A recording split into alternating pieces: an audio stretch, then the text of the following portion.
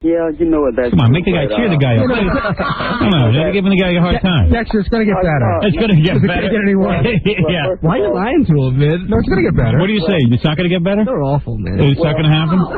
Gambling Dan says it's not going to happen. Well, you know what they did? Lucky to win 3 games. You know what they did last night that was really weird, Howard? What? They put a guy at cornerback, right, which is, you got to cover the receivers, who's never played the position in his life. Right. So they go right to him and they burn him. He was a quarterback. He was a backup quarterback. Next thing you know, he's a cornerback. So, Dexter, what's the story? Is it that the coach... I'll tell y'all what. You guys got to give me a chance to talk. Is that okay? Okay, I appreciate it because I think I'm talking to some guys who are a little more knowledgeable in sports than I am. No, not me. No, I'm a total girl, man. I don't even know what I'm talking about. Howard, you're cool, man. I don't know what's going on. Don't worry about it, but I tell you what. Yeah. You know what? There's no way I can sit and debate the situation this team is in because I just came from a situation for 5 years to where I didn't lose very many games at all. Right. And left out of there with the Super Bowl ring, and I think I had, a very good career those 5 Where'd you come from? There. From the 49ers. Oh, so you were on top of it all. You were at the 49ers. They figured they'll bring you in and you'll pull the whole team up, right? Well, I tell you what, I came from Florida State to the 49ers, so I've never been in a situation like this right here. So trust me, I've always been in a situation to where we won ball games and the fans were behind us. And so what are you saying, that they can do it? That you can do it again? Who, the 49ers? No, you guys, the Jets. Oh, win? Yeah. Well, I tell you what, that's definitely what we're striving for because I know I don't go to work at 8 o'clock in the morning every day to lose. Exactly, to lose. I mean, I'm working, 7-8 hours a day. Dan, what are you shaking your head about? The guy's saying he's trying to win, man. What are you giving the guy a hard time for? I'm not giving him a hard time. What do you think? Actually, he played a very good game last night. It was his best game of the year, probably, as far as returns. But right. But Howard, you know what? I understand that because, first of all, I go out there to try to play respectful for myself, for my family, and to give the fans a winning ball club. Well, you married? No, I'm not. You single? Yes, I'm single. So when you say you're playing for your family, you mean like you're... Absolutely. I don't want to embarrass myself. I don't want to embarrass my mother, who, my brothers. Anybody who's associated with me. That's why I personally try to work to get better. I never work to try to go out there and make mistakes and what is it, Papa? No, Dexter, I got to ask you a question. You played at FSU and with the 49ers all those years, and they always loved you. How does it feel when you're playing for the Jets? And I think during the second half last night, everybody in Giant Stadium sort of cheering for the Raiders. Yeah, but that's got to be tough. But you know what? I tell you what. Last night was the first time that I totally realized why the fans are the way that they are. First of all... Bunch of New York Jews. Well, you know what? The one thing about it is if we go out there and win, this could be the best place to play. Yeah. But, I just want the fans to understand that no one's going out there to play that way.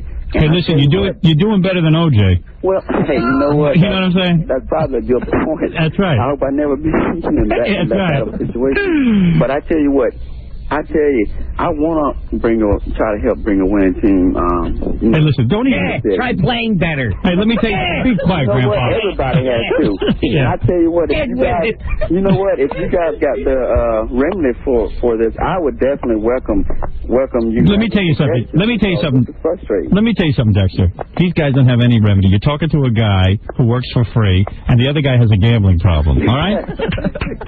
So there it is. But you know what? See what I'm saying? Nobody has the answer. The team has to gel. But Howard, you know what? I expect that because unfortunately we're in a profession to where we're under a microscope and everybody sees it and everybody always second guesses the things that you do.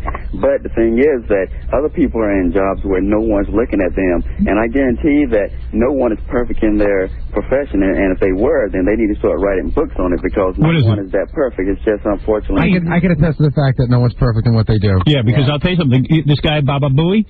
He doesn't... Baba Booey, that's the problem right there. Yeah, right, exactly. I mean, he's criticizing the team, but meanwhile, he doesn't do anything right. I screw up everything. He screws up everything, so, but Howard, you know what, really, I understand those guys' perspective because... The fans are frustrated. The fans are frustrated. They want, and what about that old guy who owns the team, the 80-year-old guy? He says, I want to live to see my championship team, and meanwhile, he's going to drop dead. You know that. I'll tell you what, Leon Hess.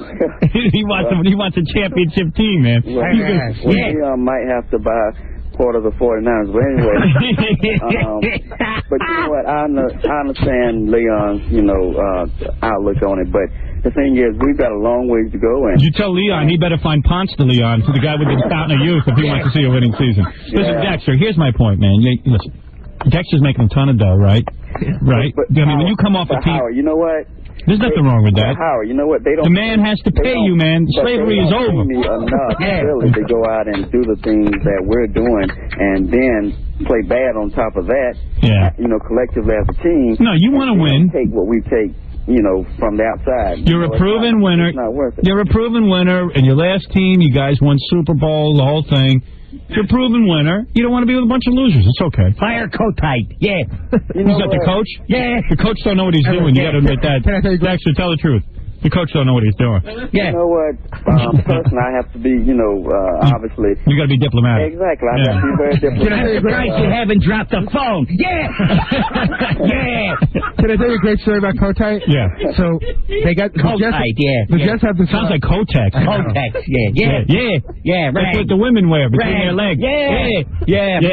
The Jets have this rookie coach last year, this guy Pete Carroll. Yeah. So he loses his last 6 games in a row. Right. So they fire him. Right. And they hire Rich Kotite from the Philadelphia Eagles, who in Philadelphia lost his last 7 games in a row. So why would they hire him? I don't know. Why him? Nobody can figure it out. What? There's a lot of questions that can't be answered. I mean, especially when in a situation like this right here, everybody's always gonna second guess and and doubt people, and that's totally understandable. I mean, that's the fans' job. I mean, it's our job to try to bring a winner to this city, and I mean, and I guess everybody. Hey Dexter, where are you calling from? I'm calling from Long Beach. Oh yeah, that's where you live. Right. You got a broad over there with you? Oh yeah, I do have a fiance now. Oh really? Yeah. Oh really? Yeah. Hey, Howard. Yeah. After a game like last night, you've got to have someone to come home to. Yes, absolutely. Absolutely. And your woman took care of you, like she serviced you, like she said, hey baby, I had a bad game. You know what? Yeah. Personally, I don't think I had a bad game. I mean, if you look at the statistics kickoff-wise, I think I definitely had the best game, of the season. Yeah, Gambling Dan said you had the best game. It's just unfortunate at that particular time, regardless of what Babu or said. Bababooey. I'll tell you, I've got to look in the dictionary and figure that one out. Yeah, he's a tough one. You won't find it. But I tell you, that had the landslide had already started. That there was not gonna hurt, damage anything anymore. I mean, it happened, and so where'd you meet this girl? Sorry? Where'd you meet this girl? I went to Florida State. She went to the University of Florida. So you were already a football star when you met her, so she must be a hot piece of ass. Right? Would you expect anything less? No way. Come on, Howard. What do you date, black women or white women? Both. Yeah? Yeah. This one's white? Absolutely. Oh, Yeah, yeah. white. Yeah. Juan? I bet you hold on to that. Yeah. Sure. Yeah. Absolutely. Yeah. I'd like to meet her. You want to win? Move to Dallas. Yeah. Oh, be quiet, Grandpa. Be a little respectful. Yeah. You couldn't even. You're a big pussy. Paint the ball white. I tell you what, Grandpa's tripping over there. Yeah. I need Grandpa's number so I can let Grandpa play in my place next week. You're not kidding. To see how good Grandpa is. So you met this girl at college and stuff, so she probably was in love with you because you were a football star back in college. Nah, if I believe that, I definitely wouldn't even be in the situation. You gotta be careful. You signing a prenuptial? Oh, absolutely. Oh, yeah. You know what? But the good part about it is she's very understanding about that. She has to be. What does she do? Once you get, I'm sorry? What does she do? She has a degree in physiology, and she's a flight attendant right now. Oh, really? Oh, she must be so hot. Well, how you going to keep her working once you marry her, or you? Oh, absolutely. But you know what? She wants to do it. Really? She wants to do it, and I think I don't have any right to tell anyone what they can and what they cannot do. Is she better looking than Nicole Simpson? Howard, I have to leave that up to you. One day when I come in, I keep them nice and tired. Maybe or whatever. Babu, yeah. Yeah. And she'll come in with me, and you'll see. Does she have implants or natural? Oh, absolutely not. Yeah. No, absolutely not. See, he thought I was going to say, yeah. He's my, yeah. He's tired from all the poking. Wait, Lock her up until the season's over. Yeah. Howard, is he the one on the show for free? Who, Grandpa? Yeah, he works for free. No wonder. That's all he says is yeah. How can you tell, man, saying yeah? Come on, Howard. He's listen. No kidding, man. So you've been dating her for a while, huh? Well, I tell you what, Howard. I'm not on the show to talk about her. No, I'm just saying you haven't had any other women since college. Oh, no. You were dating for a while, and then all of a sudden you decided she's the one? No, actually, I've been with her about 2 years. Yeah, So I'm 28 years old. How tall is she? So I'm 28 years old. And you're going to get married? She's about 5'6". 5'6". What's she weigh, about 100 pounds? Oh, no, about you got to have a little meat, about 125. 120. See, Howard, you're tall, so you know, I know what you like. I know what I like. So I can't have her come in on the show. I like your woman. Howard, would I expect anything less? Yeah, Come on, man. Yeah, ooh. So do you get hassles and stuff because, you know, you're a black guy and then, you know, she's white? You know what? Does her father, like, want to, you know, beat your ass? Well, first of all, you know, you and everyone else knows what society we live in. Yep, it's messed up, man. But you know what? Well, whether you're the same race or not, you're going to get problems then, too. It's just whether you want to deal with it or not. Hey, you got to deal with it if you're in love. Absolutely. That's right. You're a smart man. You got to deal with it if you're in love. Exactly. That's why you'll never want to have to depend on someone else, because when you have to depend on someone else, then they can use their prejudices against you. So, you know. So her parents won't talk to you and stuff? Oh, no, they're good people. Really? They're good people. I've never had that problem with anybody I've been with. Yeah, that's cool. You know. Yeah, but I bet you they talk behind your back. You know what? And maybe they do. Hey, who wants to know? You know, that's people have to understand, man. When you fall in love, that's it. But Howard, only you. Yeah, love. Only you would be smart enough to know that. Yeah, I know. I'm smart, man. I tolerate everything. Howard, I don't think there's anything wrong with intermarriage. I don't. You know what? People are people, man. You know what? We could have a whole show on that. Sometimes I watch these talk shows and I wish I was on there. But you know what?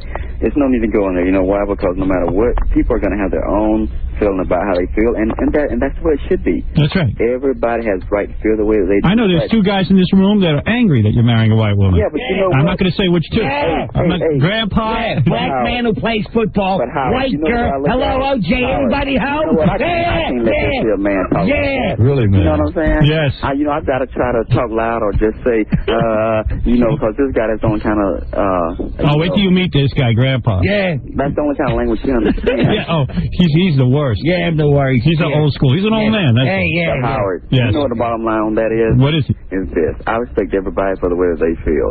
But if you don't like it, don't associate with me. That's all I gotta say. Hey, Dexter, I dig you, man. Take it easy, all right? I dig you, and I've never met you, dog. Yeah, that's what I'm saying. You know, you get that? Word up. Okay, I hear you. All right, listen. Hey, so what is it? You got a sports question? Yeah, who's up next week? Who's up next week? Who are you playing next week, Dexter? Let's hear the prediction. We've got Buffalo. All right, you got Buffalo. Buffalo's a good... all right, Gambling Dan, what do you say is going to happen next week? Yeah, talk to me, Dan. Yeah. What's the week? What's the final score, Dan? Give me the point spread. I don't know what it is in the paper. What's Buffalo's record? Do you know? I think they're like 2-1. Or 1-2. 2-1. They're playing tonight. They're playing Cleveland tonight. And you will say they beat the Jets? Yeah, they're playing them at home. How many points? The Jets are weird, though. The Jets are weird? The Jets, like, you'll think they stink real bad, and then all of a sudden, the spread will be real big, and then you bet them, and then they'll come up and win, you know? You know what? Dan sounds pretty knowledgeable over there. Well, believe me. Grandpa's another story, but, yeah. You know, Dan seems all right. But just don't go out there crotch drunk. But you know what? Dan really does seem a little knowledgeable. And realistically, you know, speaking of football. You know what? Seriously, though, you shouldn't have sex with your wife this week, and that'll get your energy together. Man, I hadn't had sex since we won the last game. Oh, really? Yeah. Oh, and you don't even take care of your own needs? How you know I'm with you? Oh, wait a minute, man. You can't say that. You can't curse. This is the Howard Stern Show. What's up? No, you can't say the F word, though. Who said that? Oh, I thought was you that did. Me? Yeah, that was you. Come on, Howard. You know I wouldn't. You're supposed to be a football player. You're supposed to be All-American. Howard, you know me better than that. No, what I'm saying is that your wife, obviously being a stewardess, can't be around all the time, but you have to take care of your own needs, right? No, trust me. She takes care of that far. She takes care of business? Really? Beforehand, yeah. Yeah, really. Find a nice black girl. But what is that, Grandpa? Find a nice black girl. You got them all, Grandpa. You want Johnny Cochran's number? Grandpa, you got them all. Yeah, the F word. It slipped like the ball. Yeah! Yeah! Good day, Grandpa. Yeah, wait till Dexter gets up here, Grandpa. You're a dead man. Oh, Grandpa's definitely a dead man. Yeah, rent out the stadium for bar mitzvahs. But you know, I bet your Grandpa's attitude will change when I get there, though. Oh, yeah. Oh, absolutely. Hey, you going to invite us down to the locker room and stuff so we can hang with you? watch your shower and stuff? Not Grandpa. Not Grandpa. Oh, absolutely not. Who's the biggest jet in the locker room in terms of penis size? Yours truly. No. Really? Are you really that big? You know what? If I go in the locker room and I consciously look at guys like that, I'm in trouble. No, come on. You've trouble. You've checked out the other guys in the locker room. I don't think anybody beats you as far as what I've heard. No. He sounds big. Yeah, Wrap it around the ball. You know what? I think. What did you say, Grandpa? Wrap that around the ball. I think Grandpa's the one that we need to worry about, though. Actually, Grandpa makes a point. If you wrap that thing around the ball, you would never drop it. No, you know what? That'll never happen. Nothing. You know what? Emmitt Smith has even dropped the ball. Hey, anyway, Dexter. Yes. So, Gambling, what is your prediction, Dexter, on the game next week? Will the Jets win? You know what? At this point, I'm on this ball club, and I'm so confused at this particular time. Forget prediction. That sounds like a no. Forget this prediction. All right, everything is off the scale. Oh, absolutely. We're truly trying to take this thing serious at this point and pull this thing together and have a respectable season. And at this point, everything is in disarray. I mean, I know Grandpa's saying his things are done. He's saying some smart things. Right. But really, we are Grandpa. Get a new coach. We're trying to get Mark Furman to coach Dexter. You know what? And everybody has. You want to win? Feelings about that, and it should be that Listen way. to Grandpa's upset about it. Grandpa's a huge Jet fan. Now, what is this about Mark Furman? Talk to me, Grandpa. Yeah, you want to win? Get Mark Furman to coach you. Hey, at least he gets Billy had the right idea. Yeah. I guess at least he gets straight to the point, huh? Yes, he does. Well, you got to come in next week after the game. You know what, really? I want to come into your show, and I want to do it, and I want to let you know I can deal with Grandpa. Yeah, right. Parade. Grandpa's no problem. Parade. Our new sports reporter, Dexter Carter, ladies and gentlemen. You know what? And that's where it's going to be. I mean, this is my show.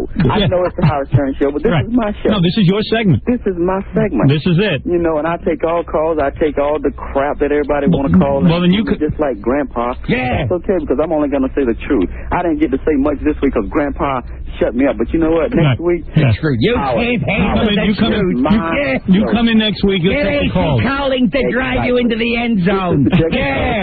Call in and say whatever you want to say. Yeah. All right, listen, Dexter. Parade. You go back to that sweet fiance of yours. Thank you very much. Where is she? She in the bed right now? No, you know what? She got up. She was asleep. She got up and went into den, and she chilled out just to let me be alone. I see. What is she wearing? She figured that I would talk to someone like Grandpa. Right. What is she wearing? She's wearing my shirt. Just a shirt? Absolutely. No panties, no bra? Come on. Please. This is the 90s, Howard. No panties or bra? Howard. That must be... Was she a D cup? If she's 5'6" and weighs 125 pounds, she's a D cup. That's what I was thinking. Oh, absolutely. You're the smart one on this. I'm smart, right? You're the smart one on this. That's right. I know exactly what I'm talking about. Dexter, come in here next week and we'll smack you around a little bit. Hey, I definitely will. All right, thanks. I want to know I can take all the smacking that you give me. All right, real good, Dexter. Thanks, and good luck with next week's game. Thanks, All Howard. right, the great Dexter Carter, everybody. Thank you, Dexter. Thanks. Well, Dexter did drop the ball, but, kind of feel bad. See, Dan was probably afraid to say what he told me in the office in front of Dexter. Why? Why did you say it? He said that Dexter dropped the ball, and it sort of gave the game away. Right. And then he played really good when it didn't much matter. Right. Yeah, when the game was over, that's when he had all those long returns. Well, he'll come in next week. We could... Yeah, he'll be late. Yeah. Hi, Grandpa. Smack your girlfriend's meaty ass for me. 125, that's a lot of potatoes. Yeah. All right, very good. Dexter Carter, the great Dexter Carter, who dropped the ball. Hey, you guys says he played a good game. Yeah, Dan, you're a big pussy on the phone. How can you say to him?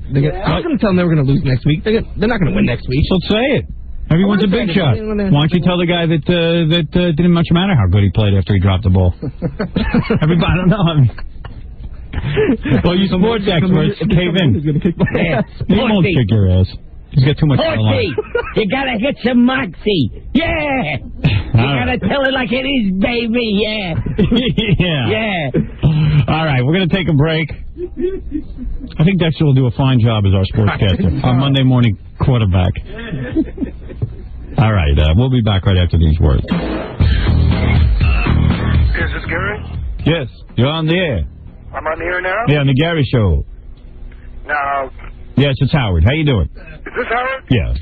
Hey, how I you doing? revealed myself to you. I just want to tell you one thing, brother. Hey, don't ever leave the air, brother. Please. I beg you. You know what I'm saying? I hear what you're saying, brother. Man, I tell you, if it wasn't for you, I think I'd jump off a bridge right now. Really? Yeah. You make my day, man. You'd be surprised how... You'll get along. You'll be surprised how you get along. People like you used to call me all the time. Then I got fired from NBC. None of them flinched. And we didn't see any mass suicides or anything. Nah, not one person killed. No one jumped off a bridge. Well, I tell you, I just got out of the joint. You just got out of the joint? Yeah, I'm feeling proud. I'm over here in Texas. How come I can barely hear this guy? He's fading away. Can you hear me? Yeah, what kind of phone are you on? What'd you order a subscription to Time Magazine? I'm on one of these cheapo. Hey, when they broke up my bill, that was the worst thing they ever did in the world. I'm on one of these privately owned payphones. Can you hear me now? So how old are you? 48. 48 and you're going to jail for selling pot? Well, that's funny. No, I tell you though, boy. What are you, like a biker or something? Yeah. Yeah. I am. X-O-H-A. Open Hills Angels, Sonny Berger, brother, all the way. You're a Hell's Angel? Oh, yeah. Boy, I tell you, Hey, what about in that clubhouse, man? You ever get any girls? Oh, shit, some girl. You ought to see the girl that was sitting in my lap last night. Really? See, that's what's cool about being in the Hell's You had a Angels. good coming home party. Yeah, I mean, you could... About double D's, brother. I mean, you know what's good about being in... I was kissing on the bus stop. I didn't just get out yesterday, but I'm just saying, You know what's great about being in the Hells Angels? Like, you get out of jail, right? Right. And, normally you'd have no friends. You get out of jail, you go... Coming home party. Yeah, you go right back to the clubhouse, the guys embrace you, and then you got girls and stuff. Sure. Many of them. So you're going to keep selling pot? Oh, no, I'm going to keep smoking it, though. Right. All right, very good. Let me ask you this, Uh-oh. You talk about... I can see we're not getting off the phone with you. Huh? Yes, what is it? You talking about Jackie? You like to smoke pot, too? Jackie loves to smoke pot. Well, boy, I tell you, And Jackie's 48 years old also, so you guys got a lot in common. I was born on Abraham Lincoln's birthday. Same as Jackie. He was born on the same day as Abraham Lincoln, same year. You're kidding. I'll tell you something. His life is jugs, beer, and pot, too. So you guys have a lot in common. You guessed that right, too. I got a beer in my hand right now. You know what time it is here in Texas? It's 5:30. 5 in the morning. 5 o'clock in the morning, and you got a beer? Better believe it. You got a beer, and you got some jugs? Hey, I had them last night. Really? And they were double D's, baby, all the way. Big ones. Probably as big as Robert's. I doubt that. You send me a picture of those jugs, I'll match them right up against... I'll put Robin's jugs up against your girl's jugs any day. You know what I was thinking? I was going to take a picture of her. I don't know why I can't hear him. It's that cheap Well, phone. it's that cheap phone. I'm yelling in it practically. Maybe he's got like a bad voice or something. No, it's not. Well, I've got a raspy voice. Yeah. Being in the bars yelling and being in the clubhouse yelling. What are you yelling about? Well, when you're in the clubhouse, you got... What are you yelling about? Well, when you're in the clubhouse, you got 50,000 guys yelling. You got to yell just to talk to your friends, Seems like kind of fun to be in a gang. Yeah, you never actually grow up. Yeah, I think it's cool. Because I know that I would like that. I never did grow up. I would like to hang around with a bunch of guys and have jugs and stuff. Yeah, I don't know, man. Oh, yeah, well... They make you one of the girls, don't you? Yeah, I know I'll end up being a girl. I'll be one of the girls with jugs. Next to you manly men. You got tattoos? You got tattoos? Yeah, I have tattoos from head to foot. I'm thinking of getting some. I'm thinking of getting a couple. Yeah, I'll tell you what, though. Get drunk before you do it. Why, it hurts? Actually, it doesn't really hurt that much. Yeah, for a guy like him, it doesn't hurt that much. Anyway, so, So when you're in the clubhouse and stuff, do you guys have sex in front of each other? Or are you going... You better believe it. You talk about 4 and 5 girls at a time. Really? Oh, we go wild, man. I'm talking about... You talking about Bongo Fiesta. I'm talking about, man, we tear all each other's clothes off to shreds, eat them. Wow. Isn't that something? Well, hold on a second here. We don't even know what you're saying. You're in a drunken stupor. So you're telling me you could have 5 girls at a time in the club. Are they good-looking girls? Always. Really? You know what? Let me tell you something. There's a lot of good-looking girls, and I'm not talking about just some slouch off the street. Good-looking women, middle class, upper middle class, and they like a real man. They do. They don't want some double-breasted, Pussy boy. Pardon me? Pussy boy. Yeah, pussy boy. Yeah, there you go. I understand what you're saying. Yeah, I do. I understand this guy. They want a man that smells like a man. Exactly. You don't want some man to come in there all perfumed up and Let me tell you something. A lot of these men today are very feminine. All perfumed. They are. I know what you're talking about. A lot of men are very feminine. They want a guy to walk through the door, got hair all over his chest. Right. Believe me, I can smell you from here. And I'm up here in New York. It is a manly smell. I'm over here in New York. I smell you. But let me tell you something. I'm over here on the west side of Fort Worth. Go ahead. I hang out here on Camp Bowie. I got 2 dogs, a pit bull, a tiger stripe pit bull, and a German shepherd. See, this is a real man, Rob. This is a real biker. He's got a pit bull. Where do you live, in a trailer? Do you live in a trailer? Hey, you know what? What? How'd you know that?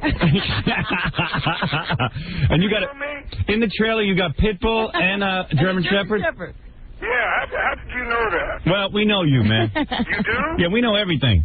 Well, you know what? I made a few phone calls down here. I don't have my recording, but I've made about 5 phone calls, 20 phone calls. I don't know if they came out on the air. One was to a doctor program. Yeah, well, let me tell you something, pal. You're on the right path. Well, no sense in changing now. No sense in listen. If you were like 28, I'd probably give you a lecture about how maybe it was time to leave the gang and get into some legitimate work. But you want to know something? You're 48 years old. God bless you. You're happy, and you haven't. Do legitimate work. I know. That's what I'm saying. I mean, how old does a biker get to be? I do legitimate work. I go out and burglarize everybody. You burglarize. He does legitimate work as burglarize. I know you, teach. I know how you feel about criminals, and I feel the same way. You know.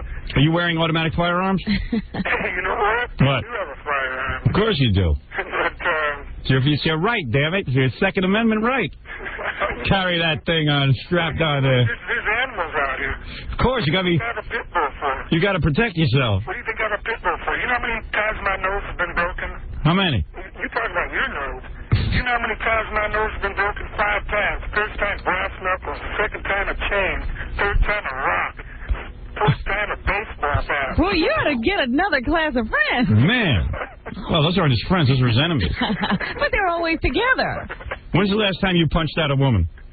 You know what? I don't. You don't really? Oh, see, this guy knows what he's doing. That's all. He's a manly man who understands what it is to make love to a woman. He knows how to do it. You can be tough but tender. Yeah. That's right. Are you tough and tender? And when you have these women, boy, I tell you, you give them an orgasm, right? Hey, Howard. Yeah. I'm a ladies' man. I got you. You know, I can't believe I'm actually talking to Howard Stern. You got a Kickstarter or electric start, Harley? Hey, I had a Kickstarter, now I got an electric. Mm-hmm. And chew tobacco? I got a super glide. You chew tobacco? Pardon me? You chew tobacco? You better believe it. Of course. What else do you do? What else What's do you wrong do? with you? I know. I've done it all. You know what? You been in Nam? I've done every drug there is in the world. Did you go to Nam? Yeah. You killed Gooks? A whole bunch of them. I wish. Well, never. I mean, they better not say that on the air. I wish I would have killed them all. Actually, they come over here. You know what it is? Oh, you still hunting? You know what it is? What? They let all these Mexicans in the country. They let all these gooks in this country. They're taking all our jobs, sending all the jobs overseas. And then they wonder. You really want a job? You don't want a job. That'll ruin your whole scene. Yeah, I swing a hammer all day long. All right, take it easy. No one's putting that down. You know what? I tell you, we love you out here, man. Well, hey, I love you. And you know what? You're the typical listener that I'm after. Okay, please. Yeah. Do me one favor. What kind of music you like? Blues. Allman Brothers? You like Allman Brothers, right? See, that's your favorite band, right? That's You're psychic. Yeah, I know you exactly, my friend. One day I woke up. There you go. Lord, I was born. Excuse me. See what I could see. There was a whole world right in front of me. There you go. All right? I know what you're saying. I know that's not going to sound too good. Oh no, it sounded like a symphony to me. All right, brother. All right, you go take. I know you got other things you got to do, but Not really. We'd like to hang out with you. Yeah, we. You know what it is in don't hang out with me. our everyday lives, we don't normally get befriended by people like you, so it's fun on the radio to get a chance to talk to you. Hey, are you ever going to come to Dallas? Of course I am. Because you're going to be number one. You're talking about your ratings are slipping here, but I don't. No, they went back up all of a sudden. All right. Now we're on top. You are on the top. Bro. You guzzle wild turkey? I talked to about you says, man, Howard, all right. You like wild turkey? Wild turkey. Right? I'll come out there and drink some wild turkey. Man, I used to drink 5 fifths a day at one. Of course. Of course. 2 o'clock in the morning. Well, you got to figure it. I've been drinking since 3 o'clock this morning. You call me the next time you have a couple of those hog women at that orgy, all right? Well, you know what it is? What's the best time to call? Best time to call for you, I'll give you a special number. You can get through any time. Ready? All right? You just wait. Next time you're at one of those orgies, you call me. Well, let me get my pen out. All right, hold on. I wonder what he weighs, about 325 pounds? Oh, boy. That's a big boy. No, actually, I'm 190. Are you? Really? Yeah, 6 feet tall. You got a big Billy Goat beard? No, but I got a big... I got you. I hear you. That weighs 195 pounds right there. All right, hold on. Gary will give you a number. Next time you're at one of those orgies, I want you to call me. Well, brother, let me just say this stuff before you... Don't go off the air. Well, I might have to. The FCC, as you know, our freedoms are being... You know, you have to wear a helmet. I have to... our freedoms are being taken away from us slowly, my friend. You are one of the last... You're one of the last free spirits. I know how I'll tell you something. You know how this government is? They're so screwed up, man, and they sit on their bumps and make all this money. Right. And then they do nothing but screw the little guy, you know? What a dream I had last night. You have to hear this dream. I swear to God this is true. I can't believe I had a dream like this. Tell me. I'm at home, okay? Uh-huh. I'm there with Allison, my lovely wife of 19 years. And you dreamed I was going to call you. No, just calm down, will you there? He's so excited. Just drink your beer. Just sit back and listen to how he spin a tail, all right? This guy should run for the Senate. Yeah, he's got a good hit on his He's show. a free thinker. He's for the little guy. I might back this guy. This is a I'm winner. coming to New York. All right, just calm down. No need for that. No, you stay down there. You stay there. You're better off there. No, I'm actually coming to New York on the bike. Are you? But I'll tell you what, if the FCC keeps messing with you, I'm going to get the club together. We're going to go down there and massacre them. Well, there you go. You're not to the point where you're going to advocate that, are you? I don't advocate it, but listen, this guy's got to do what he's got to do. It's a free country. I can't stop this guy. Listen, no, that of course is wrong.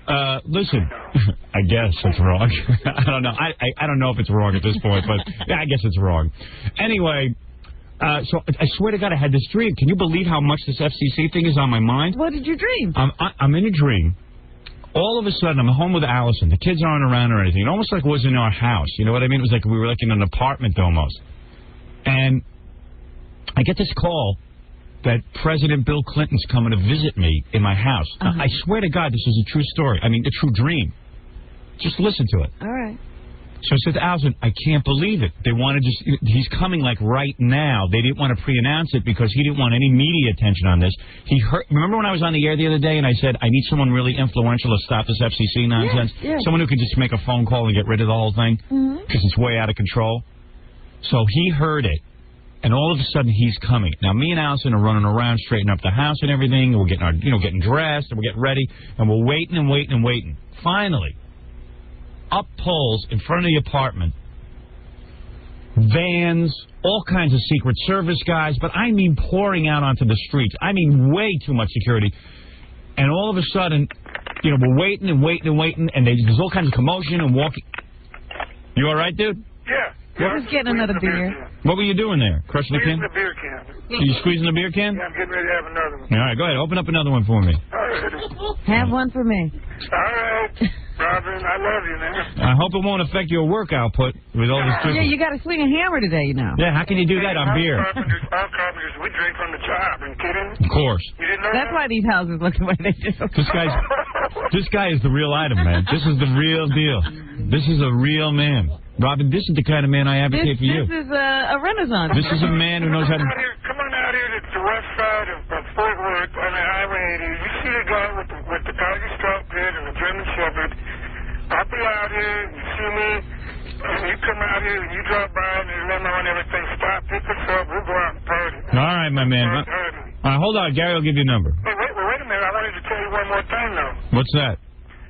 Don't leave the air. All right, I got you. I'm not going to leave the air. Well, finish your story. I want to listen to it. All right. I don't want to piss this guy off. So anyway, what kind of tattoos you got? Do you have them like? Oh man, I've got peacocks. I've got Born to Raise Hell. Hey. You got Born to Raise Hell? Yeah. And do you put them like? Are you like Axl Rose? You just appear to just slap them on your arm with no pre-thought as to where they should go? You do? Oh, yeah. But you have them, like, all over, like, indiscriminately all over your arm? I got them all over my legs and on my buttocks and my back and stuff. Buttocks, everything. I got the Virgin Mary on my back. What do you got on your back? Virgin Mary. Virgin Mary? Yeah, she is on your back. She's on my back. You know what?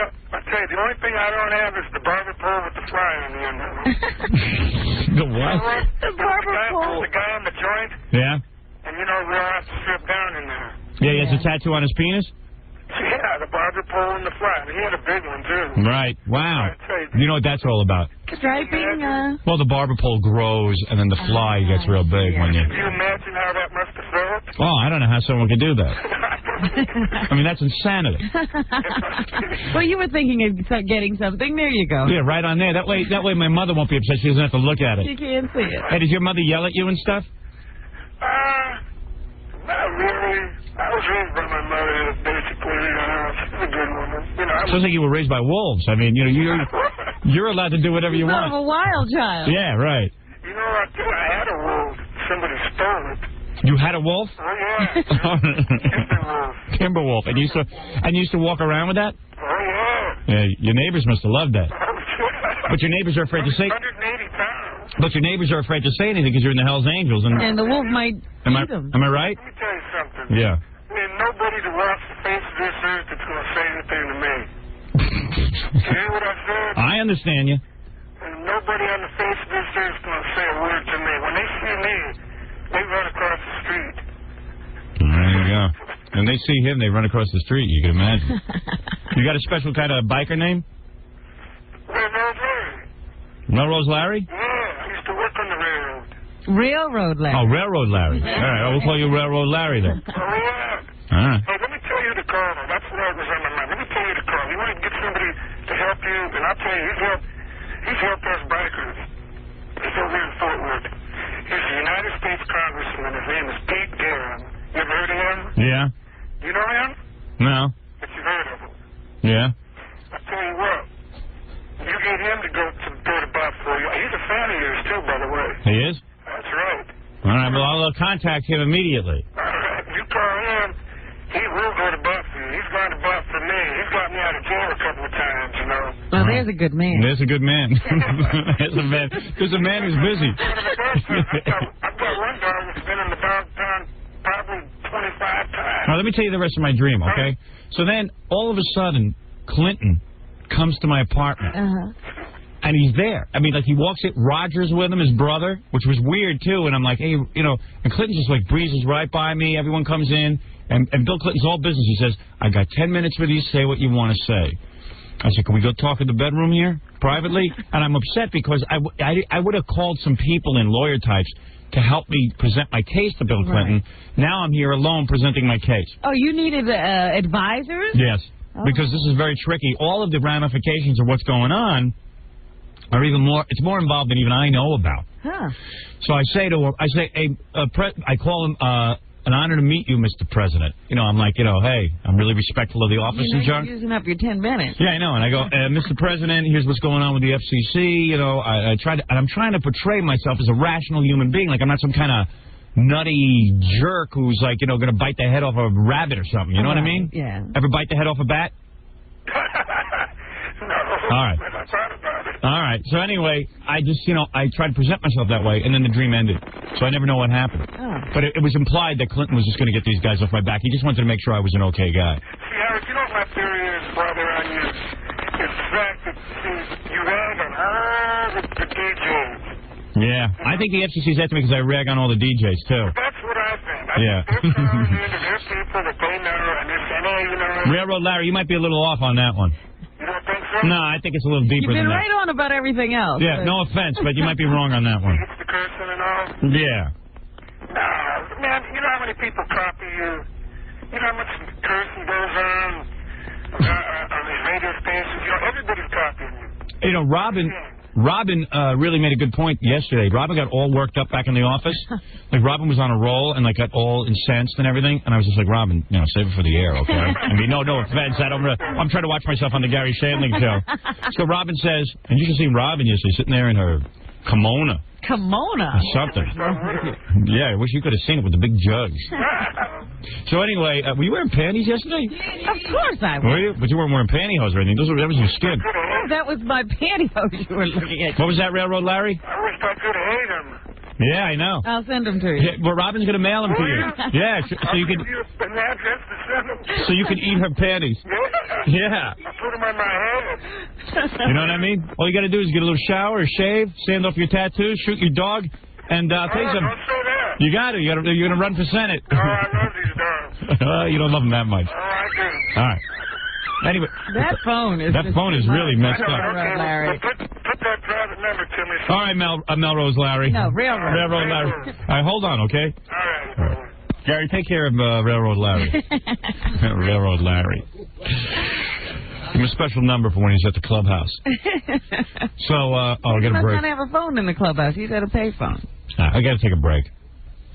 Anyway, we'll be back right after these words. So, on our phone is a fan of the show who happens to be a guy who was collecting fossils at a limestone mine in North Florida. Am I correct so far? That's correct.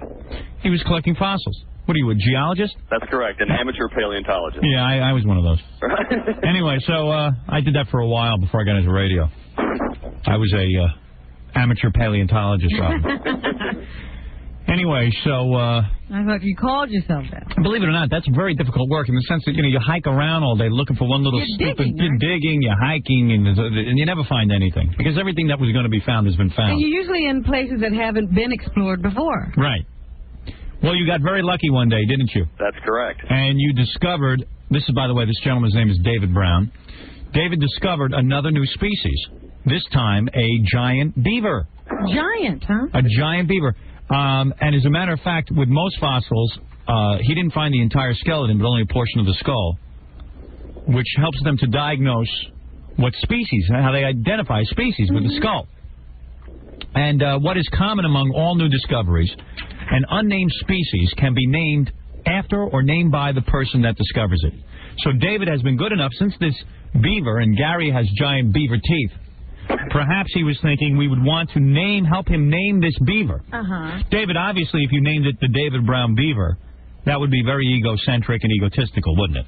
Certainly, and doesn't really hold much interest, as far as the name goes. Like it has to be something that's almost Latin sounding. Right. It's called the binomial nomenclature, where you name a... Well, give us the name of a species, for example, that has been discovered and they named.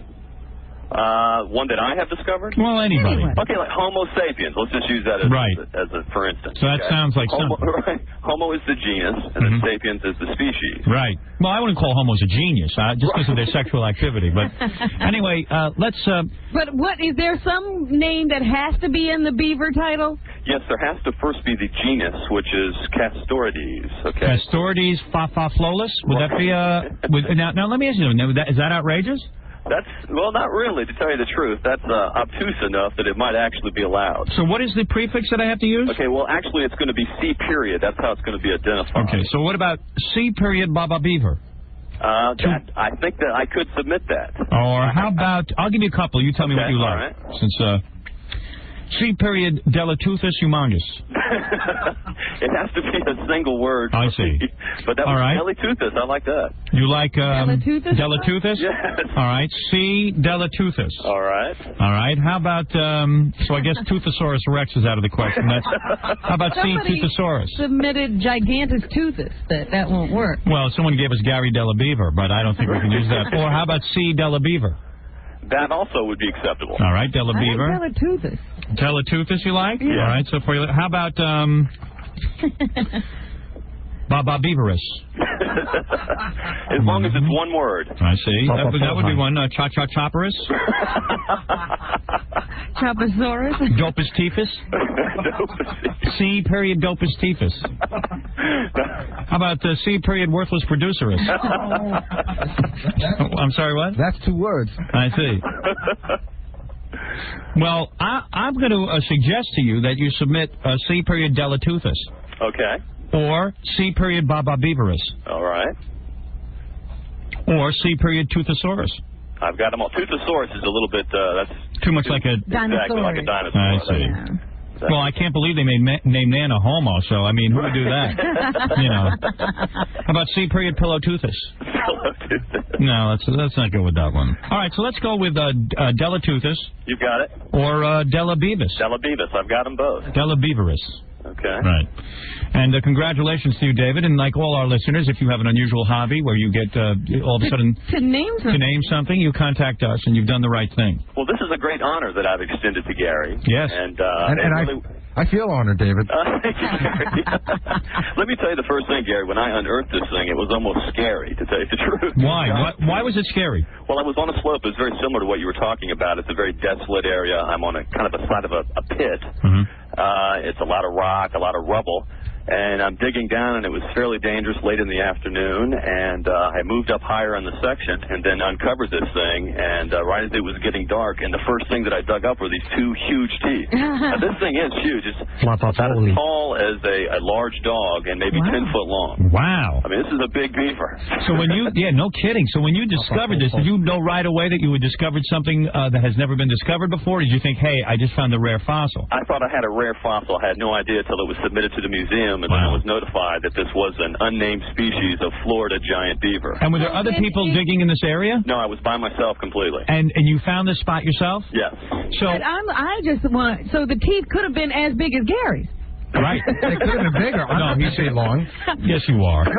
No, your teeth aren't 10 feet long? No, why don't you take a look in the mirror? I am not 10 feet. He's saying the tooth was 10 foot long, like your teeth. Well, Howard, let me tell you, this thing could go through a tree like a buzzsaw. I mean, and was everyone jealous? Can you imagine what the Earth was like when these things lived? Well, the reason that it came up with Gary, when I first found it, I was like very excited, and I affectionately donned it Ta-Ta Toothy. Right. Okay. Or Ta-Ta Toothus. Exactly. And I knew that was a little bit too outrageous. And I hear that, Gary, he gets put down quite a bit on the show. Right, right.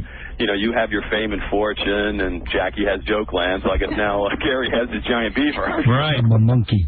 And I must say that probably all the professional geologists are jealous and envious of you. Sure, they didn't find it. Well, it does seem like some people are, I hate to use the word blessed, but seem to be a little bit luckier, and I put it off to diligence. And you have discovered other things? Yes, I have a type of fruit bat, believe it or not, and also a horse, a rare horse. Really? Well, that could have been named after Gary as well, couldn't it? Everything, the bat, the horse. And what did you name after my mother, the horse. What did you name, or your mother-in-law? No. What did you name the horse? Oh, it's Martini, after Martin, my mother's maiden name. And what about your bat? What did you Clarosis, after my sister Claire. Oh, very nice. And now Gary will go down in history as Ta-Ta Toofus. Della Beavis or Ta-Ta Toofus. Right. I actually need one more. I'd like to submit 3 names. All right, well, Della Toothus. Okay. Ta-Ta Toothus. Okay. And Della Beavis? Della Beaverus. You've got it. Della Beaverus. I love that. Or Dopus Teethus. But now, stick with those first 3. Right. It can't be, like I said, it can't be too outrageous. It'll blow me away. But I hear you. What I'm going to do is then this will be formally submitted, and I will get a certificate, which, believe it or not, Gary, I'm going to even extend a higher honor to you. I'm going to put you as the actual person that found it. No. That's so nice. Wow. Your name will be on the certificate. Good for you, David. And well, isn't that nice? David Brown, a amateur. You know what you asked? What life must have been like with all of these giant beavers and everything else roaming the earth. That's why man got the name Homo. Right, because he was so scared. All right, very good. Thank you. Thank you very much. All right, bye-bye. That's David Brown, who has extended Gary the greatest honor when he discovered these 2 huge teeth. He's going to document that Gary actually did something. Yes, for the first time in Gary's life, he did something, but he really didn't. That's great. We got to take a break. We'll do the news for you right after this. I sympathize with him because here he is, the father of America, and he can't come out of the closet. Howard Stern. Hey, Robin, as long as you're here and they got him here. Here we go. I know that you and Stuttering John are like... No, we're not having any fight.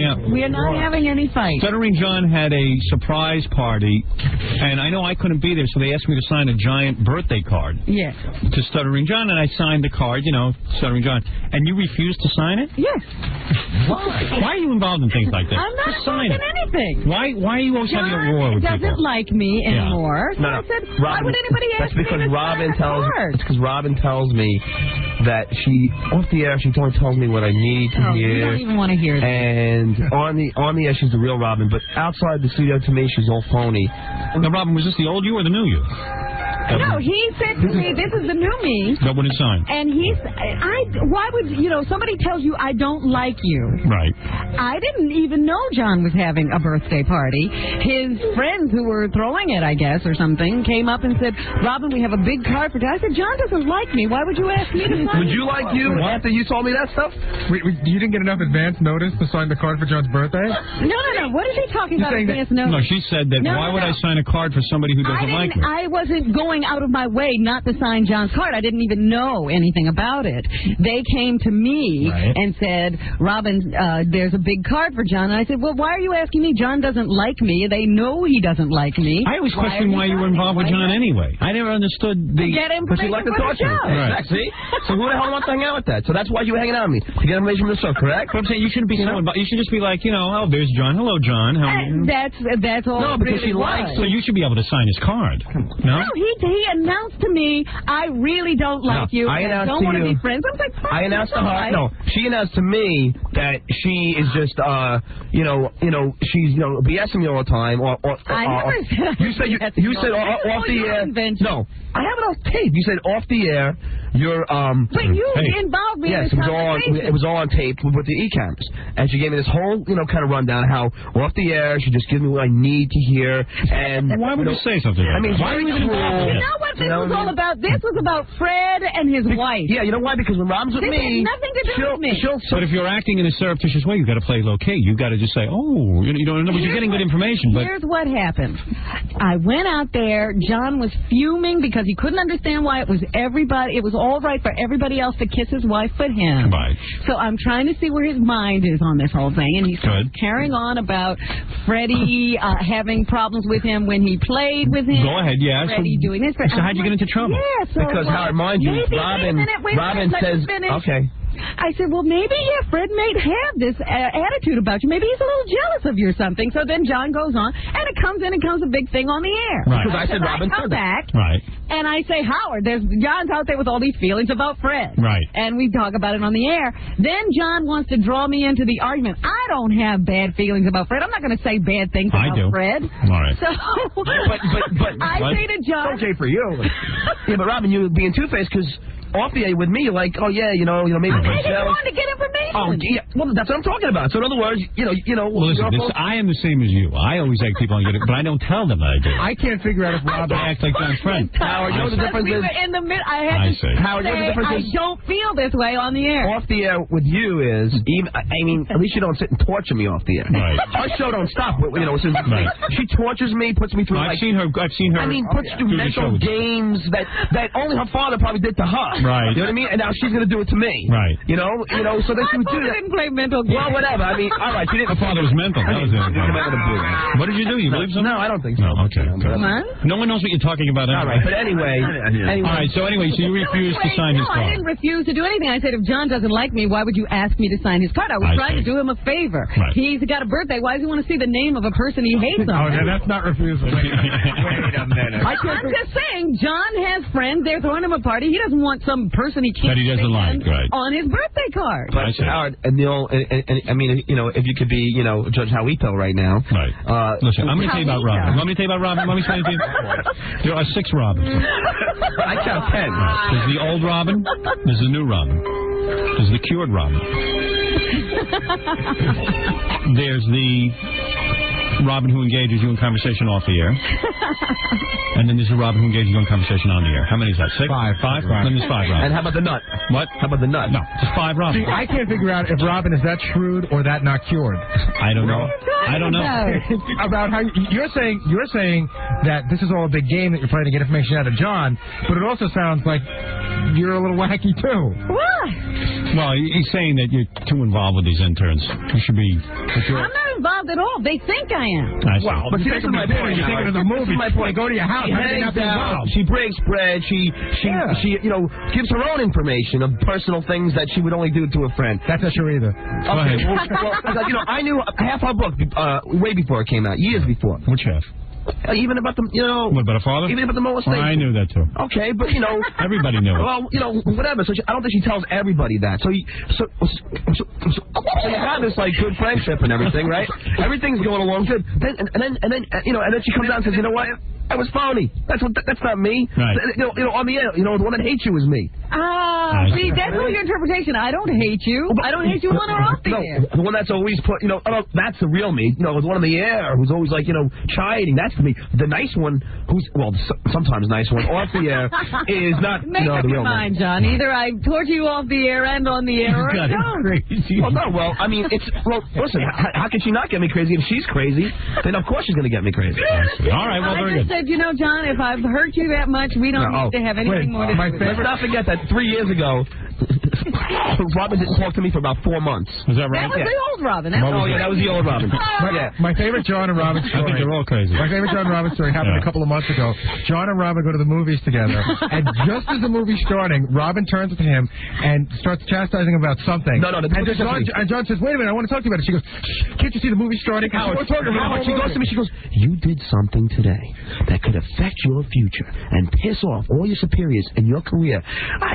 It's so bad what you did that I don't even know if I can tell you.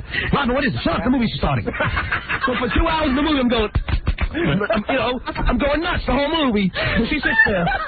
This is the kind of talk. This is only one incident. This is Mr. Practical Joke. Wait a second, Robin. If somebody did that to you, you would have a fit. You would have no, you could care. Oh, yeah. Howard, she would have a fit. She was having me crawl into the fetal position in her car wash, killing me, beating me up in the car. Mr. Practical Joke. Why was it? That's a practical. No, that's Robin being abusive because it's just you're the one transferring, Miss Quivers. Oh, you're too. You're being abusive because you were abused. I don't know what's going on. She's taking it on Well, John, it's over. Now, what's the big deal? You're in a position, Robin, to be, obviously, you're a lot older than me, so so you're in the, the higher position in that relationship. So I'll come to you for advice. So then I come to you for advice, and then the same person is torturing me. Well, is that?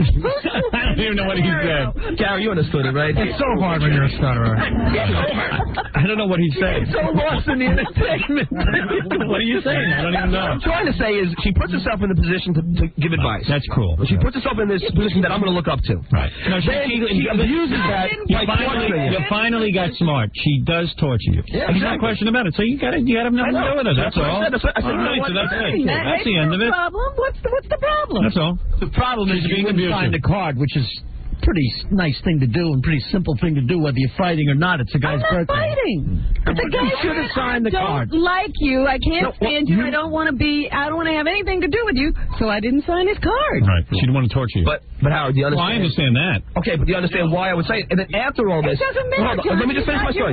No, I don't care. But let me finish. I don't care if you ever talk to me for the rest of your life. Believe me, it'll be nice. But Howard, let me just finish this. You know what? He says I hate you. I say fine. I'm out of your heart. Now you don't talk to me the rest of your life. Howard, first of all, I didn't ask you to sign my card. I can give a Frogs fan if you sign it. You know what I'm saying? But Howard, let me just say one thing. Well, why are we here? Daddy didn't stutter on. But Howard, let me just kind of finalize it. So she'll come at me about Freddie, and she'll see I'll be upset about Freddie. You know, I'll be like, I don't know what. And then she'll chime in, well, maybe he's a little jealous about your album. Maybe this, maybe this. Okay, then I come on the air and I go, hey, Robin, tell me, go ahead. You were saying this. I never said anything. Right. You're two-faced. Turn around, let me take the other one. You have these feelings. I'll tell you exactly what I said. I know you have these feelings. No, that's BS. I really don't that's feel the way that way. you rationalize it later on. I don't feel that. That's the way you remember it because you're more convinced it. Go back convince to yourself that's how it happened. Just like all your whole childhood. I don't know what you're doing with John anyway in the first place. Well, my theory is she get rid of John because now she's got Gorilla. Yeah, and good luck. She's torturing him too. Is she? Oh, no more than you. Oh, I heard about your cat letter. You know what? I haven't. I forgot to bring it in. What? I got to bring in the cat letter. Cat letter. Oh, the little cat letter you gave the Gorilla engagement. How to take care of your cats. Oh, letter. Letter. Howard, a letter to Howard, you should see it. She tells Gorilla and Ganji to call them by their first names and talk to them. I have it all in my house. If I would have known this was going to be the day, I would have brought it in. It was a cute little letter. It was a joke. It was a joke. I'm telling you. You go home in a straitjacket. What? You should go home in a straitjacket. Fine. Well, you're going to lose a friend for life. No, he's already done that. You know what's funny about that letter? I had someone read it, and they said, "Wow, who the heck is this?" They said, "This person's a nut." I said, "Read the bottom who signed it." It was like, "Robin wrote this?" What was the letter saying? It was just like, "Don't forget to take care of the cats and feed them this and talk to them, and they know their names, and I want you to at least spend 15 minutes talking to them." And oh, that's ridiculous. Make sure they're not lonely. Yes, it did. I have it at my house. I was amazed. I felt like I was reading a... What's going on in that apartment? It was a joke, Howard. I had to leave them instructions as to how to, what to do for the cats, because they were watching my cats while I went away on vacation. And instead of just writing a cold letter, I made it a joke. A joking letter. But me being the good employee thinking, wow, if I don't talk to the cats, maybe they're going to... Did you talk to the cat? I don't know. I was like, good cat. You know, he's probably afraid to get a camera on there to see how you treated the cat. He's afraid that if he screwed up, she'd go nuts on him. Right? Absolutely. Be honest. Everyone's afraid she's going to go nuts. The funny thing is, I didn't... The whole place is afraid she's going to go nuts. I didn't see the letter there. I didn't see the letter when I first came in, so I just figured I started looking in the cabinets and I saw all this, like, the cat food in the can. So I opened it up. There's 4 cats. I put 4 cans of cat food all over. Right. Then I find the letter. And like, the 2 cats are eating all the cat food. I see the letter and it says, "Do not give them canned cat food." I was like, oh man. Fighting the cat for the food. I was like, get away. The cat's like flipping out. You're throwing it out the window. That would have been the end of it. Oh man. The last time. All right. So the point is, you and Robin are not getting along. Now I understand. The last time I think. All right. We get along fine. If I need something, I talk to John, but I don't have anything else to do. So there you go. These personality conflicts occur at the workplace. Not they just with me. seem to occur. Not with me. See, not with us. See, I'm out of your life. No problem. Well, see what I'm saying? It's like what happened to the mediator, Robin? I tried talking to John to only have him turn to me and say, "I don't like you. I don't want to have anything." I said I don't like you after you told me that the you off the air was phony. How could you like somebody that's phony? 2 days after this incident occurred, I went to John and I said, "John, I'm really hurt that I hurt you." But how can I believe that? That's off the air. It's phony. Oh, listen, she apologized to you. And I tried. Do it on the air. Do it on the air, Robin. To me. She made do it on the air, Howard. Do what on the air? You should do it on the air. On the air is the real Robin. Do it on the air. Do what? Apologize to me on the air, Robin. No, off the air when Howard can't hear you. Right? Do it on the air. Come on. I want to hear the real Robin. That's when he announced to Howard that he wanted to have nothing further. Because I don't believe her off the air. How she just told me it's all phony off the air. I'm supposed to believe her apology off the air? I don't care. Of course, because I could care less. Be open-minded for a second. I'm being open-minded. This is retarded. I've never heard such nonsense. Listen. Off the air, OJ is running around free, and I'm listening to this. No, Howard, off the air she tells me that everything off the air is phony. Then she apologizes. Am I supposed to believe that? Come on. Listen, let me tell you something. I think they were all nuts. If you feel Robin is abusive to you... No, I think Robin just... When you feel Robin is abusive to you, you're right. You shouldn't have anything to do with her. That's absolutely the case. It's not a necessary function of the show to have you two get along. Well, when push comes to shove, I'll shove you out before her. Of course. I would never... It doesn't matter to me. I could care less. Robin doesn't have a problem with anybody. So for your paperback, could you make an appendix where you list all the people you don't have a problem with? There are so many people that you have problems with. How could you say you don't have a problem with anyone? Who does she have a problem with? A whole list of ex-interns. Well, that's the old one. You know what, Gary? Get with the program today. Today. What is your problem today? Who do I have a problem with today? John. No, I don't. John has a problem with me. She's been nice to John. So let me ask you something. Look, what did I say? Gary can't even hear me. I said I went to John 2 days after he blew up to try to apologize to him. And I heard that. Now says I have a problem. I heard that. I just as the on-air Gary. Just kidding around. Well, that's the point, Robin. Why couldn't you apologize to me on the air, Robin? Oh, come on. Why should she apologize to you? Because if she's going to, be that way. That's the show, though. I know. Well, that's why didn't you apologize to Ralph? And I've only been doing this on the show when you woke him up. I did. Roll the E-tape. No, roll the E-tape. I said, listen, if on the E-show, I said, listen, if I don't watch the E-show. If I upset Ralph, listen, I've had enough of this. Get out of here. I could care less. Well, I really could care less. Oh, you brought me in. I don't care. I didn't know it was such a heavy thing. All right, well, listen, we'll be back right after these words. Howard Stern Show. Oh, my God. Stern guy. Oh, my God. I need a little excitement.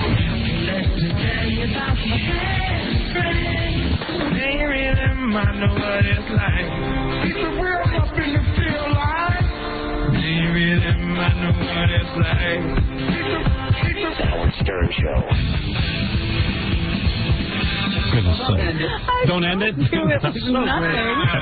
You want more? Nuts. I don't let you go. Listen, no, here is the point. Here is the point. It's not being Here crazy, is the point. Jack. Here is the point. Having a friend. You are not getting along with Robin. Robin has said to you, she attempted to get in touch with you and straighten this out and has not been straightened out, so she is now ignoring you and you are ignoring her. Yes, is that correct? I'm not ignoring him. Like I said, if I have something, John told me I only want to have, we will have a professional relationship.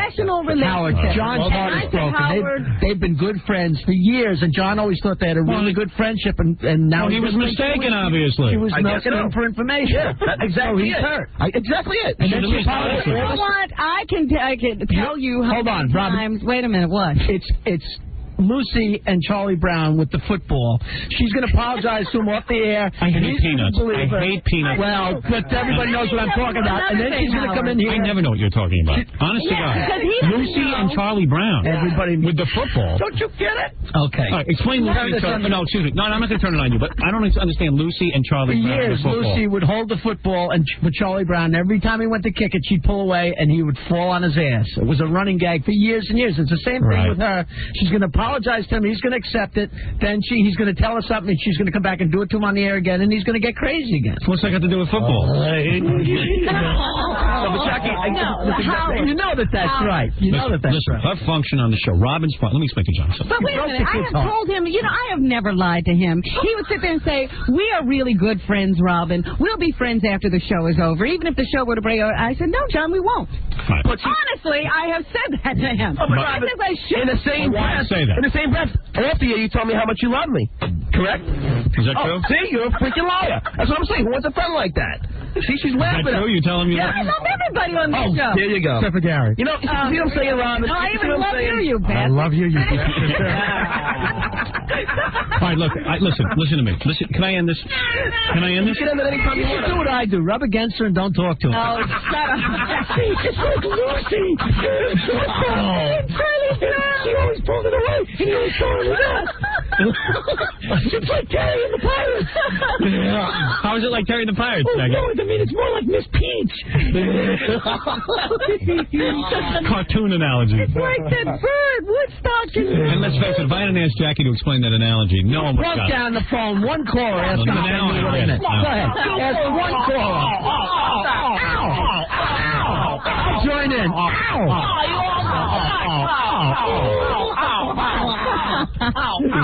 Keep going. All right, getting back to this. Let me put a summation in order here, okay? Let me give a closure. Thank you. It occurs to me that Robin has an unusual relationship with you. With the world. What was that? With the world, I said. Robin has a way of dealing with you. You're not happy with it. You're unhappy. You're not satisfied with the way she deals with you off the air. Am I correct? And on the air. Yeah, correct. Right. You are obviously very, very emotionally tied to Robin. You want to have a relationship with her, but Robin really isn't the person you think she is. You want her to be somebody else. Well, that's not the Now you've realized after all these years that Robin is not the person that she is. And you're disappointed. I guess so. She's not the person you thought she was. I guess you're right. And now you've realized it, and you are going to have nothing to do with her. But deep inside, John thinks that John's going to go looking for that other person that doesn't exist. He still thinks that No, because all that you're saying is when you get the person that doesn't exist. I know the Robin that's in tears almost times that she's talking to me over things, and she wouldn't reveal and tell this story. All right, but she has disappointed you on some level. Listen, I'm not being. You don't listen. You know what your problem is? You don't listen. No, I'm listening. I'm not being. She has disappointed you. Right. She has disappointed you. And when I tried to apologize, you would not accept it. So I didn't believe it. I don't believe it. It's off the air. I can't. Now, Robin, you with the interns. Now I'm going to get to you. I'm out of it. No, you're in it. You're knee deep in it. Don't tell me. You're neck deep. No, I'm going to tell you. I'm going to give you advice. Let me give you advice. With these interns. Yes. John is not an intern. He will tell you that. He is. He doesn't know it, but he is. Whatever. Perennial. He's a perennial intern. He's a 40-year-old intern. Hey, come on. King of the interns. So here's my point. Yeah. You, with your interpersonal relationship with the interns, you do get into these relationships with them. No, not anymore. Not anymore? I don't want to have. You've sworn that off. I don't want to hear about their personal problems. No, but I mean, it's okay to have a relationship, but you don't have to go. You don't have to go overboard in your relationship with them. Yeah, but Howard, she can't not do that because she loves it. She loves it. It's like It's like. Is that true? You love it? Is that correct? It's like watching the OJ trial. I do see you in the halls with the interns. Let me say a couple of things. The reason we've had those great shows where we reveal that Ganji is broken up with his girlfriend. You get the information. No, I get the information. And then you give it to me. And you've been. See, but there was a time that you were very honest and didn't go on the air. So listen to me, John. My advice to you. I'm just going to give advice. You don't have to take it. Robin, you don't have to take it. John, my advice to you. You have to evaluate each person and decide the level of intimacy you want to have with them, and then that's that. You understand? Don't be so obsessed. Okay. Don't be a groupie, is what I'm saying. Well, it's not being a group. Okay. My advice to Robin: don't talk to John. That's what I'm doing. And stop writing the letters to your cats. That's all of it. Stop it. I was writing a funny letter. I'm sorry it was, again, you can't joke with these wackos around. Well, why? But see, the reason why you can't joke is because everyone's afraid if they dare screw up, you're going to rip them a new a-hole. And it's happened. Right, in the last... Howard, I took care of the cats. I was giving the cats spring water. I have seen no evidence of Robin ripping anyone a new a-hole in the last 6 months. I have not. I have not. Have you? Robin's got a point. She's got a point. I have not seen evidence. I have actually... I'm not totally convinced, but I am... Ask Grillo if that's the truth. I don't know. Your girls are assistant. Bring Grillo in here, and then we'll see if that's the truth. Robin, do whatever you will. Do whatever you will. I have seen no evidence that you have ripped anyone a new a-hole. I really have not. I'd be the she does not beat them with the bruises show. Well, to be honest, I don't. In the past 6 months, no, Robin has not ripped me an a-hole. Okay, so there it is. Honestly, it's honest. She does at times get a little testy, and it seems like it's gonna keep a job now. This is not right. Testy, fine. No, people get testy. But me. People, wait. I'm tired of it. I am really tired of my testiness being blown out of proportion. Am I blowing it out of proportion? Did I blow it out of proportion? Did I blow it out of proportion? Did I blow it out of proportion? All bosses get testy. Okay, that's not right. Get in here. Ralph's got a good Robin story. Get out of here. I didn't invite you into this. She was doing it Ralph 2 days ago. Get out of here. There you go. I can't stand his face. Why am I getting yelled at? But that's not. You know why you're getting yelled at. Testy, but I could do the same thing, and it's all terrible. It's Robin going. Why am I testy with you? You know exactly why. No, I know. Because you sit in that apartment of yours and you come up with stuff the day before when people give you 2 weeks to think of things.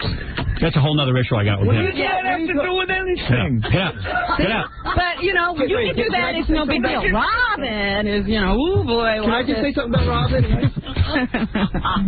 Let me just say something. No, you won't leave. You will not leave. Let me. You know what? I was going to defend her, but screw it. They told you to leave. I don't need defending. No, he's the last one to defend. She can defend herself. I was going to defend her, but screw it. Screw her. All right, listen. You know what? I had so many things to do today, and you're ruining my show. I have to do this. You know what? I don't even care. Goodbye. Don't sign any cards, please. I don't care. I never saw. I asked to bring us up on the air. I didn't ask. All right, take off your headphones. Okay. And leave the room. I got to get back to my show. This has been a pleasure. And leave her alone. I'm fine. And don't talk to each other. What a nightmare that was. You're not kidding, OJ.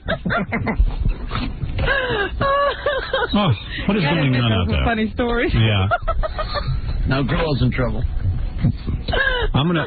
You know what I'm doing? I'm gonna put one of those bracelets on you, monitor your movement. Like a low jack. Yeah. Look, I said, this is such freedom. Not having John running around saying, when are we gonna go have lunch? When are we gonna do? I'm out of my mind here. I said, boy, I can't imagine. I never imagined what life would be like when I didn't talk to him. It's been so pleasant. This show is so out of control. Ralph goes, what did I do? What did I do? What did you say to Howard to make him mad at me? Like, everybody's going to fight with me. No, he knows why I'm mad at him. I told him I hung up on the phone on the other He thinks that I told you something to make him mad. No, not you. He knows why I'm mad at him. I'm sure it was Gary. I have no idea. I'll tell you why I'm mad at you. You want to know why? Yeah, I do. You don't know why? Take a guess why. You have no clue. I have no clue. No clue. Why was I abrupt with you on the phone a couple of nights ago? He knows. He knows why. He won't admit to it. He's a screw-up. He's a screwball. I'm trying to think. You're a wacky screwball. You're a dizzy dame. You can't even remember why he's upset? I asked this guy for some... The new cover of my book, okay? My book is coming out, right? He knows exactly what it is. The cover of the new book? Yeah, the new book coming out.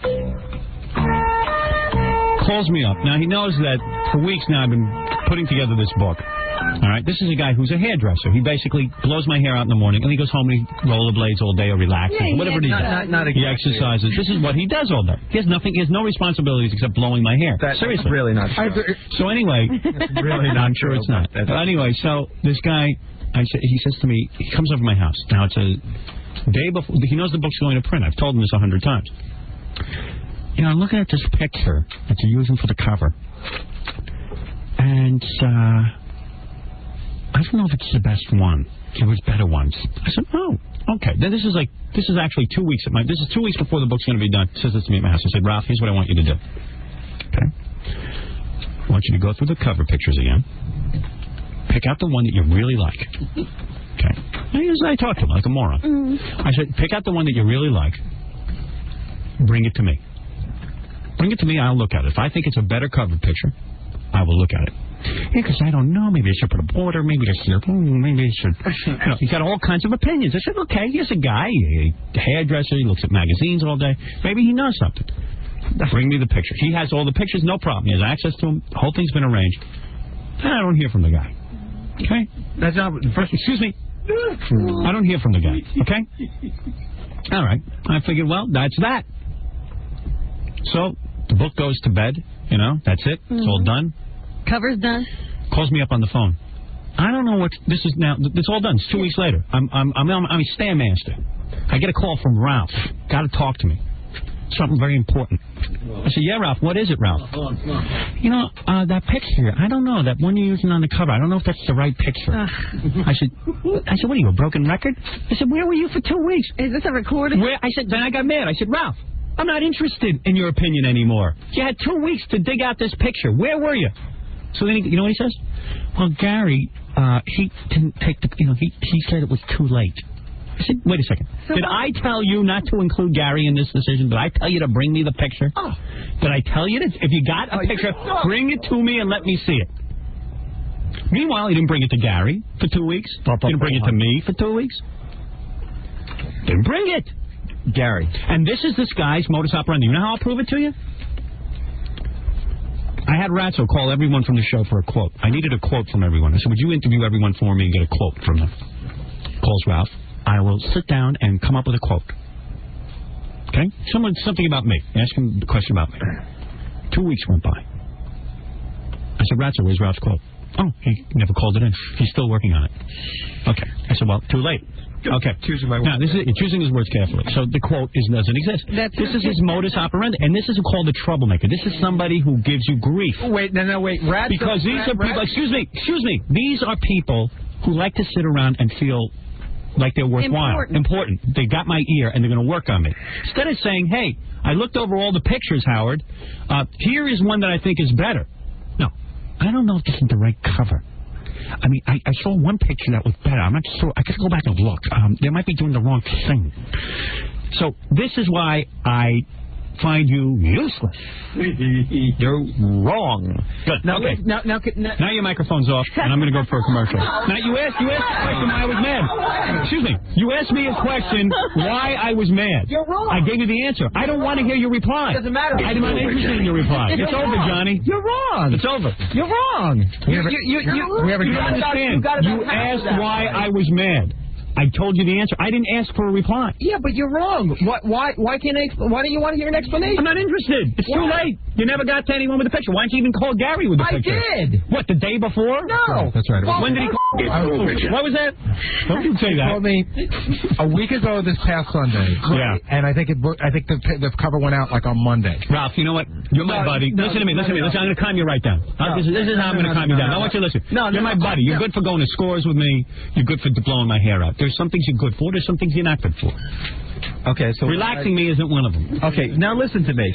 You told me your two jobs are to blow out my hair and to make me berserk. So you do both jobs very well. You told me to call Gary. Thank you. No. There's no need to discuss this. You told me to call Gary and tell him what my thoughts were on that picture. I told you to give me the picture. No, you didn't. Gary called me back and said it was too late. I don't know what I'm talking about. I sat with you in the closet at my house and I said to you, bring me the picture. No, bring me the picture. Get over there with Gary. I said, bring me the picture. I had to go. I need Gary. Gary's not aesthetically astute.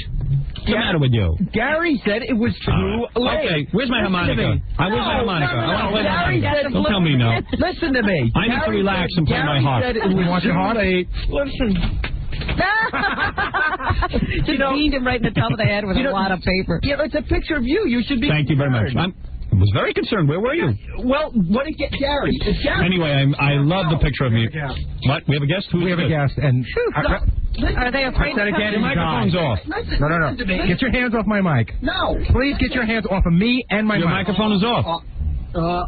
Don't do that. Ralph. See, you see, Taking glass out of your eyes. So listen, Gary. Celestine is here. Okay. The woman who has no arms and no legs. She's got an autobiography out, and she'd like to promote it. All right. In a minute, I'll have her in. Gary never. Unfortunately, Ralph has arms and legs, but they're useless. Never did what he said he was going to do. I did. I spoke to Howard about it. Did you give him the message? Yes. And then why didn't you? He said it was too late. You came to me way too late. That's exactly what he told me. You missed the boat, Howard. You missed the boat. You're missing the boat. How could it be too late? Thank you. No, you get. So get your ass to Mars. I did everything I was supposed to. All you had to do was get the picture to me. Gary's wrong. Okay. You're always right, Ralph. Where's the quote to Ratso? You're always right. I don't have any advice for you in your relationship. He didn't call you back? Ratso told me that it wasn't going to happen. Okay, they were quoting. All right. Thank you. All right. Okay, so you're done. You're right. You're right. It's over. I don't know what I'm talking about. Good. You're wrong. One picture the guy had to find. Maybe you get too involved with Ralph. Maybe that's... You're right. You're right. I'm too involved. Half-ass information and then formulate an opinion. That's wrong. I have a guest. Please get up. Please. I didn't invite you in. First of all, let me tell you why. What'd you say? What did you just say? Nothing. What is about my guest? What did you just say? A horrible thing about What did you say? Can I repeat it? Yeah. What did you say? I don't remember. He said you don't have... I can't even say it. I said, what did you say? He said you don't have a guest, you have a tongue. Oh, that's wrong. Now that's insulting. The woman has no arms and legs. I didn't mean to slap. Yeah, what did she do to you? I shouldn't make you sick. All right, Barry, man. Goodbye. You should not be mad at me. I'm not mad at all. I'm over it. You should be mad. I'm very happy. Why I'm not mad at you. I'm not mad at you. You said you were. I'm over it now, like Robin. I'm over it now. It's over. It's over, Johnny. On air or off air? Off and on air. It's over. Crazy like Robin. You don't do your job. Goodbye. Oh, Ratso's on the phone. Ah, Ratso. Larry Ratso Sloman. Oh, boy. What? Hi. Hello, Larry Ratso Sloman. You're on the air. Ralph, What? you got the quote yet? What? Yeah, Ratsy, you never called me back. Ralph, you said... And then when I called you the other day, you said it was too late. Of course it's too late. The other day because it was like 3 weeks after I asked. Ralph never understands why I'm in a rush. He just doesn't get it. He goes, this book is going too fast. I go, well, that's my speed, pal. Either you keep up or you hop off the train. Listen to me, Ratso. Your microphone is off. Ratso. Yeah. You're talking, he can't hear you. Why not? Because your mic's off. Because I'm right. You don't want anybody to... No, I don't understand. Ralph. It's a bore. You're a bore. Ralph, I asked you... boring. It's boring when somebody's always right. You're right. Yeah. Ralph, I asked you where the quote was. Ratso. You said, I called you, I left a message on your machine. I said, Ralph, I was home all weekend. There was no message on my machine. Read me the quote now. And you said, I don't know where it is now. I was sitting in the... You don't know where it is? You had time to give me a quote, you said. You idiot. I was in the office. I didn't have it with me. You need to call you later. If you need something, why don't you call me? You were in what office?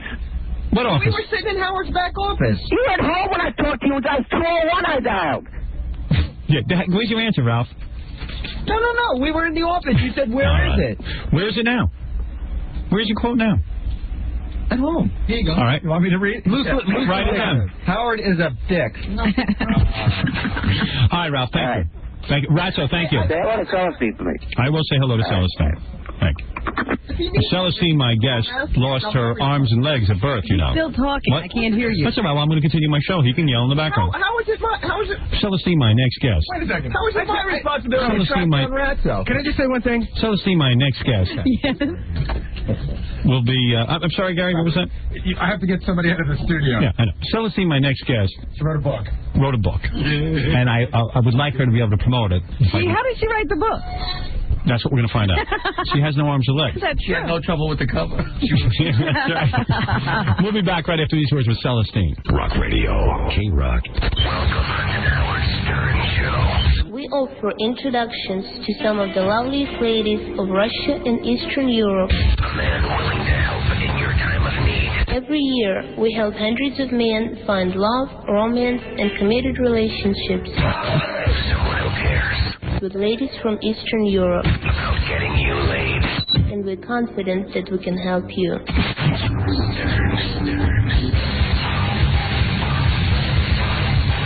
our phone, Robin, is a woman that I tried to call a few days ago. I received a fax. This is Carol. Carol, is that you? Good morning. Good morning. Carol, how are you this morning? Carol, fine. How are you? Good. How's Robin this morning? Robin is fine. Would you like to know who else is fine? Hold on. How is President Clinton this morning, Robin? I think he's doing very well. Excellent. Carol Nash represents the National Association of Radio Talk Show Hosts, an organization I've never heard of. Oh, this is the place that wanted to give you an award. And Why haven't you heard about us? We're 5 years old. Where have you been hiding? Well, let me tell you, where are you from, Boston? Yes, sir. You're not a talk show host, are you? You can't possibly be a talk show host. Why not? Carol, are you a talk show host? Of course not. Yeah. There's no way. Your voice is way too grating. The thing is that... You ought to hear yours at this end. Well, let me tell you something. Go ahead. I called Carol the other day. I got her machine. I wanted to speak to her in person, and I thank you for calling back. You're welcome. I received a fax that said, Howard, I don't have the fax in front of me, so I'll just paraphrase. If I'm wrong, you tell me I'm wrong. I will, all right. Okay. I received, it says, Howard, we have an awards ceremony every year. And we have many distinguished people that we give awards to, and it's come to our attention that you are a great broadcaster. We'd like to give you an award. I go, oh, this is great. Okay. This is certainly fantastic. She says, recent recipients of our award have been... I don't know, like Larry King and... he'll be getting an award this year, as a matter of fact. Talk show host of the year. Yeah, he will be named Talk Show Host of the Year. Correct. And in the past, Paul Harvey has received this. And, so she listed a whole long list of people that have received this award. In fact, people who never even did talk shows. Yeah, we're getting this award. I only wish I had the facts in front of me. Oh, really? That's not true. Let me see if I have the facts somewhere in here. Do you have the facts? I have it in front of me. Read to me the part where you do the pitch. Read it. Well, the National Association wants to recognize you, Howard Stern. Right, yes. And the award that we... No. Go back to where Larry King's award first. Each year we recognize persons in their various fields. Our talk show host of the year goes to Larry King. Right. We are recognizing Paul Harvey for his Lifetime Achievement Award. All right, so Larry King is getting an award, which is called the Broadcast of the Year. Lifetime Achievement Award to Paul Harvey, a guy who does a 5-minute bad newscast. And Larry King, who's never gotten a ratings point. Listen to the awards they're getting. Broadcaster of the Year. Okay, so boy, I must be due for... I must be Broadcaster of the entire universe. Right. Okay, so just keep reading. And we have another award. Because this had to be the worst fax I've ever received. Past honorees of the Freedom of Speech Award. No, you said Big Mouth Award. No. Wait a minute, she's talking about the Freedom of Speech Award. Okay, then there's a Freedom of Speech Award. Freedom of Speech Award, and that went, the first one to Peter Arnett, and the second one to Jack Anderson. Okay, those are great. Jack Anderson, the columnist. That's correct. Peter Arnett, the journalist who goes all over the world. Baghdad. Yeah. Right. So I'm going, Vietnam. I was thinking maybe the Freedom of Speech Award would go to me because, after all, I've been sort of Nobody's ever tried to stop those guys from talking. No, those guys talk all they want, and you know what? Most people don't even listen to them, which is amazing. But, okay, nobody's ever tried to stop them, so of course they get the Freedom of Speech Award. They're so brave. Right. But and the award that we were offering you... Yeah, now listen to this. Which is a very, very good award. Now just read the facts. The fact is that there is another recognition, and it's intended as meant to be an endearment, and it's a very special award, and the award goes to Howard Stern, named the Big Mouth Award. Yeah, and who else has won that award in the John past? Sununu. Yeah, John Sununu, a guy who basically was shamed during the Bush administration. No, but he went on to do talk on Yeah, and who else won the Big Mouth Award? And you. Yeah, okay. The only two people. Let me tell you something. Not only is that an insult, I wouldn't show up at that award if you showered me in cash. Oh. It's an insult to my integrity. It is an insult to me, the broadcaster who has changed the face of broadcasting.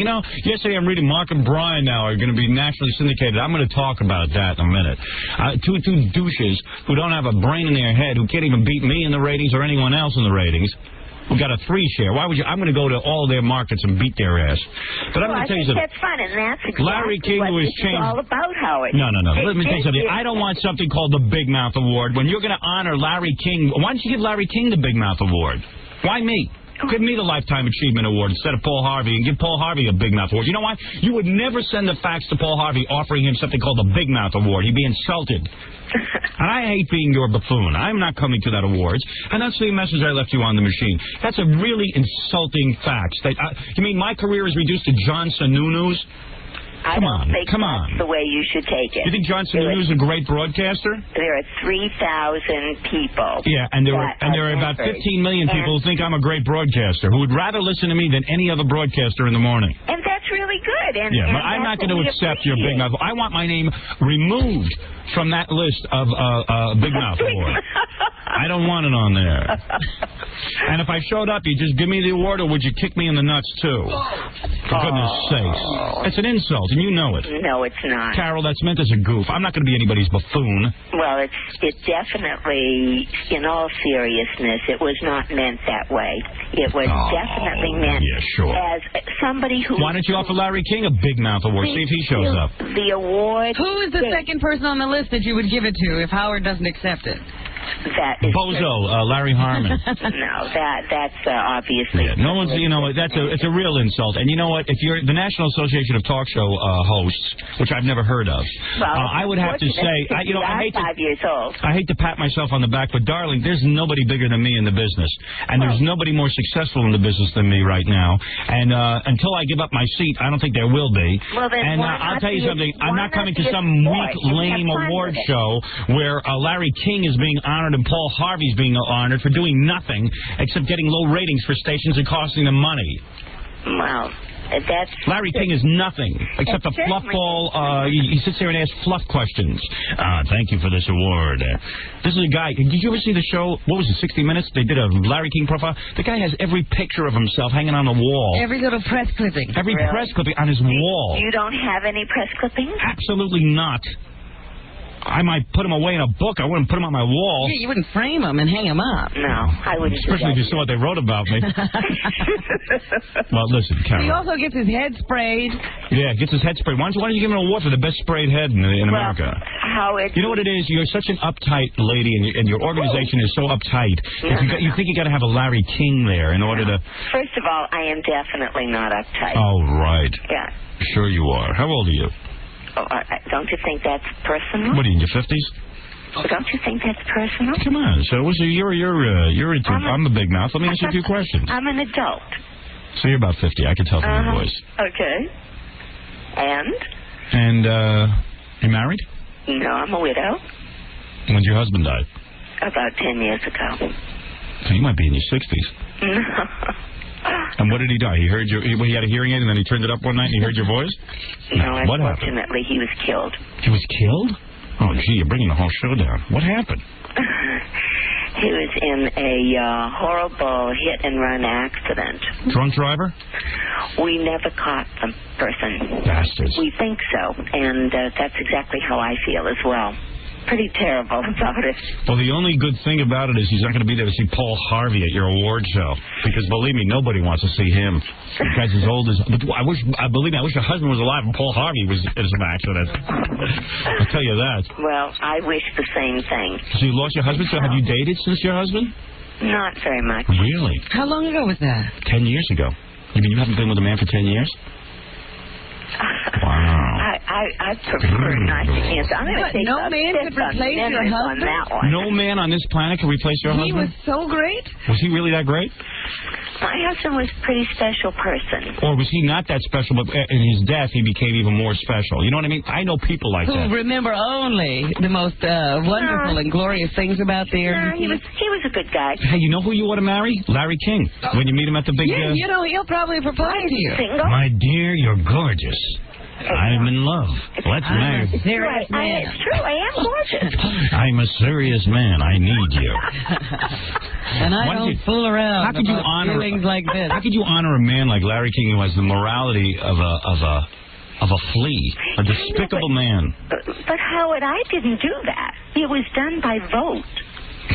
I'd love to see who voted.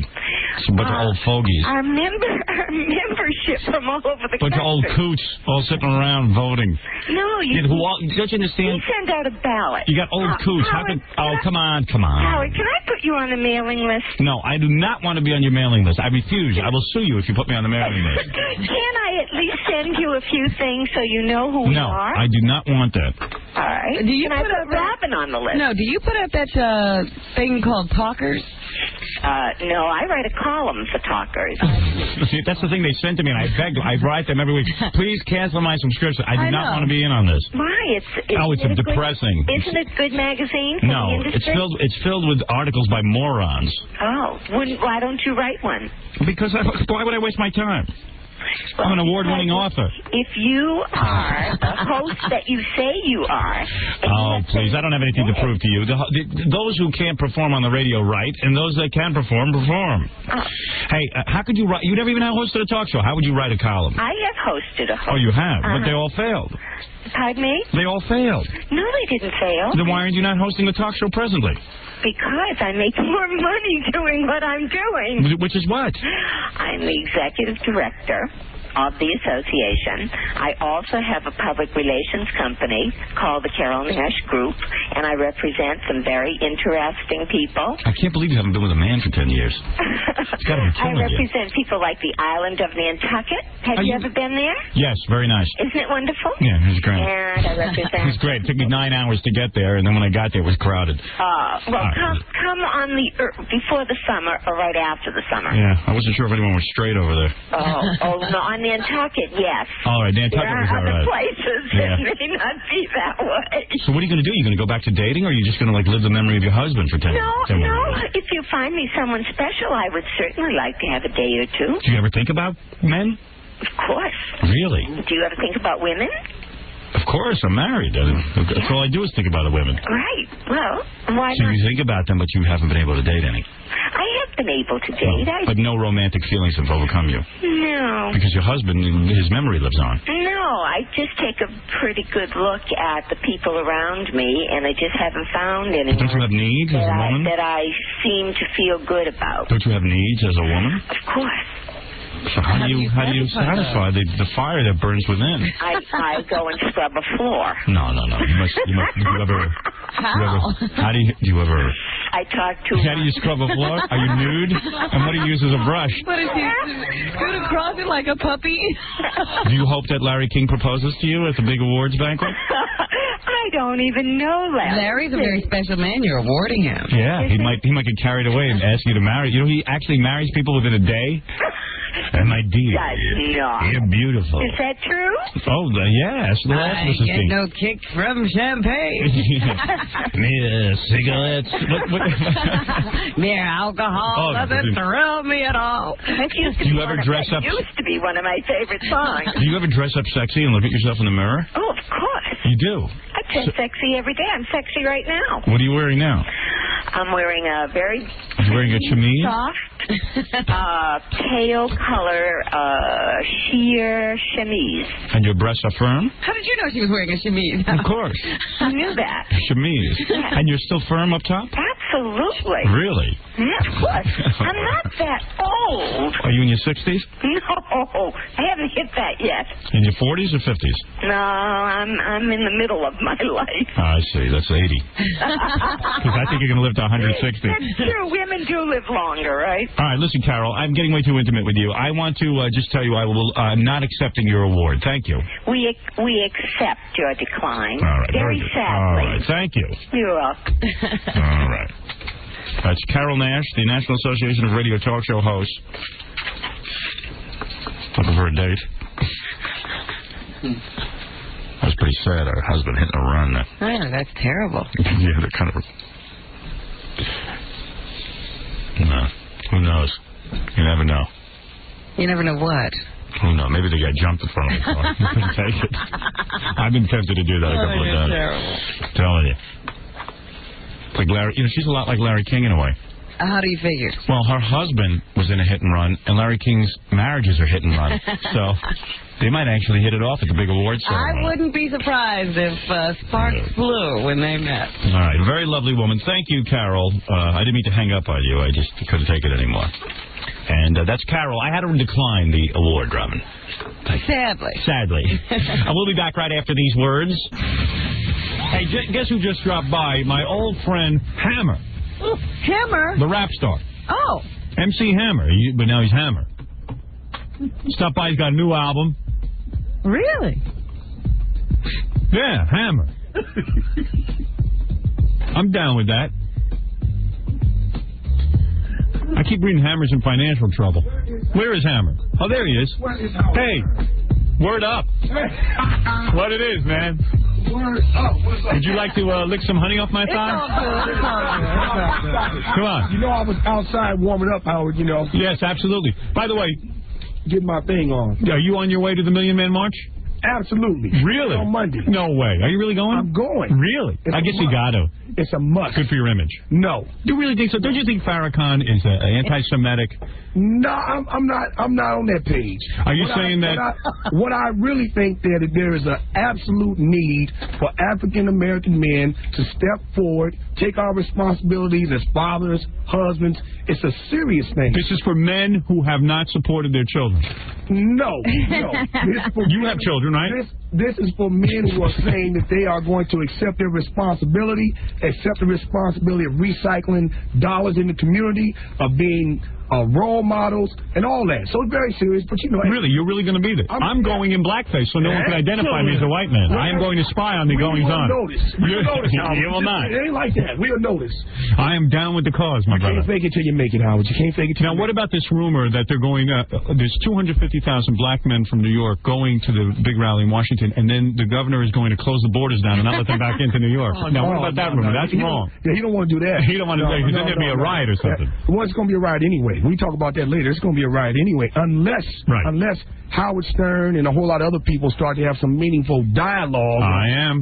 You know, we got to have meaningful dialogue because the truth is. Wait, Howard. Dialogue with Howard about what? Well, you know, Howard's going to express himself. Howard about? Well, I'm going to talk to Howard about the fact that African Americans and white Americans are not expressing what they really feel. You know, and but Howard will express what he really feels. I will. And I will express what I really feel. Well, I applaud that. So we together can help defuse a whole lot of tension, a whole lot. All right, so tell the truth. O.J. guilty or innocent? Yep. Didn't you see?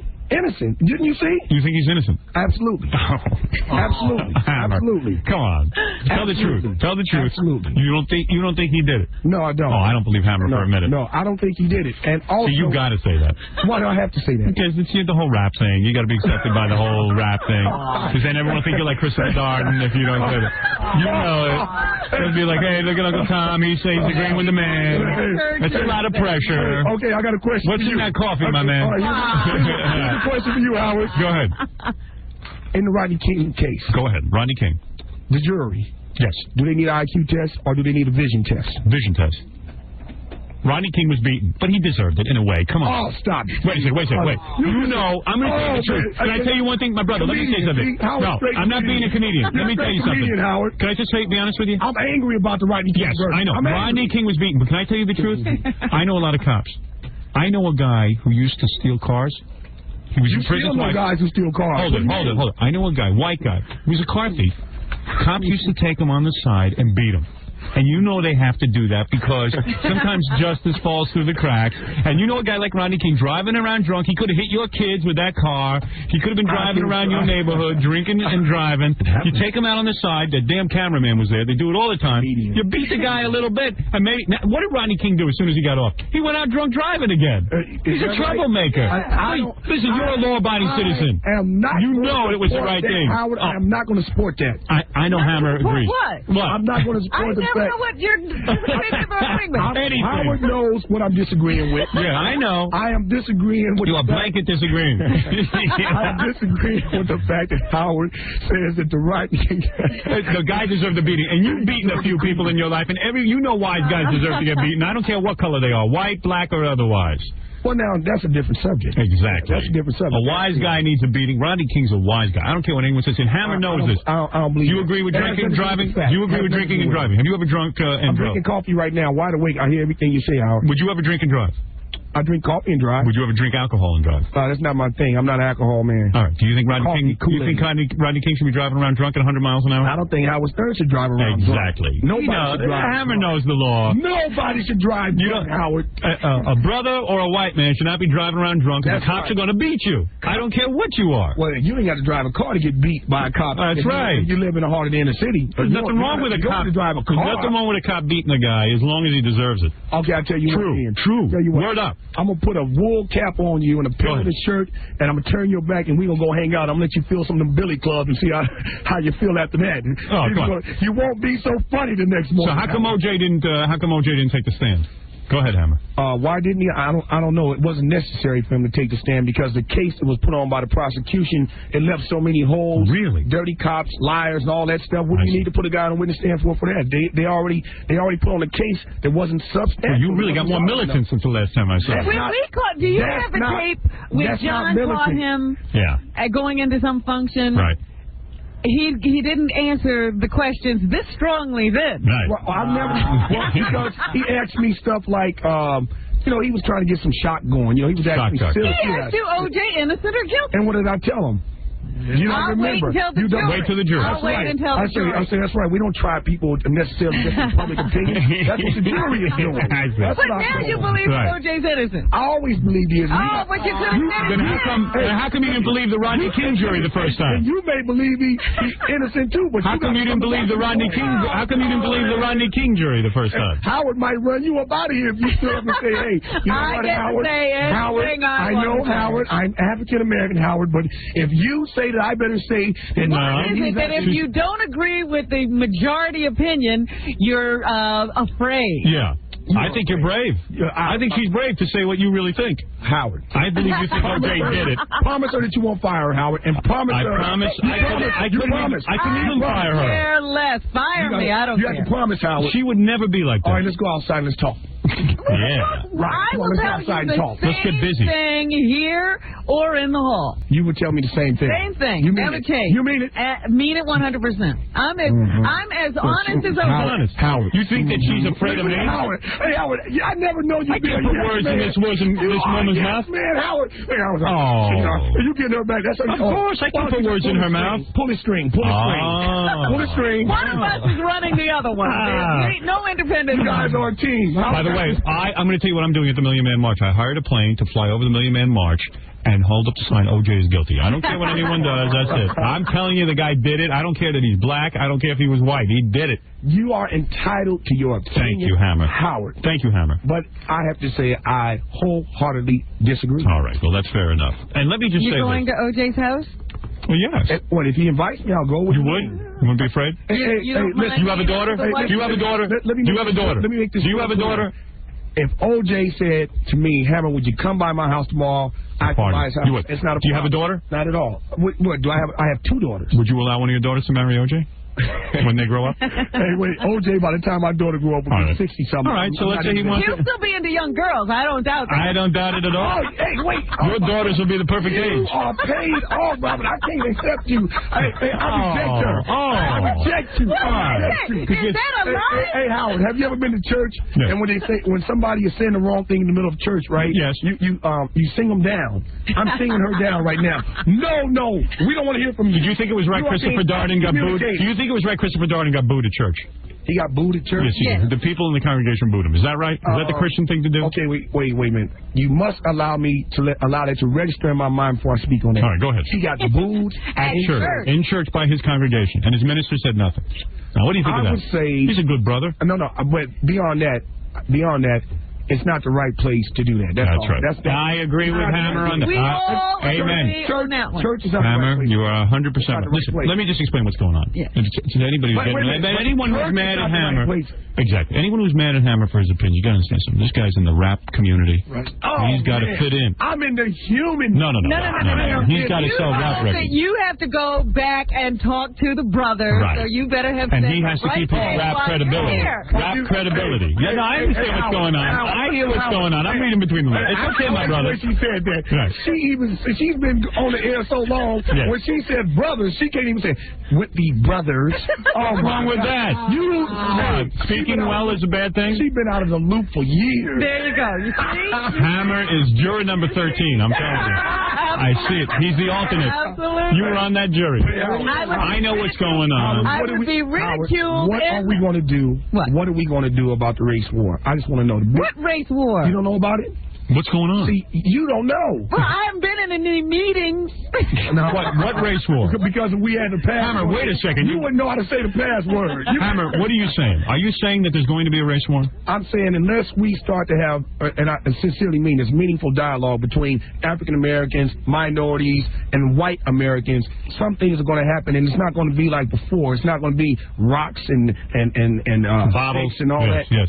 In case you haven't noticed, and you watch the news every night, you know a lot of weapons are throughout the industry, throughout this country. Yes. And a race war is the last thing we need because it would be very bloody. So we need to have meaningful dialogue to diffuse a lot of this tension that's out there. Let me tell you my opinion of the race war, let's just say, because I'm hip to it. A couple of the brothers have tipped me off. You've been to some of the meetings. I've been to some of the meetings. You got in. I've been allowed into the black meetings on the race war. Well, that's what I'm saying. You knew the past. I'm considered a general. No, wait a minute. Hold on. That was her meeting. Of course she's going to let you in. No, let me tell you something.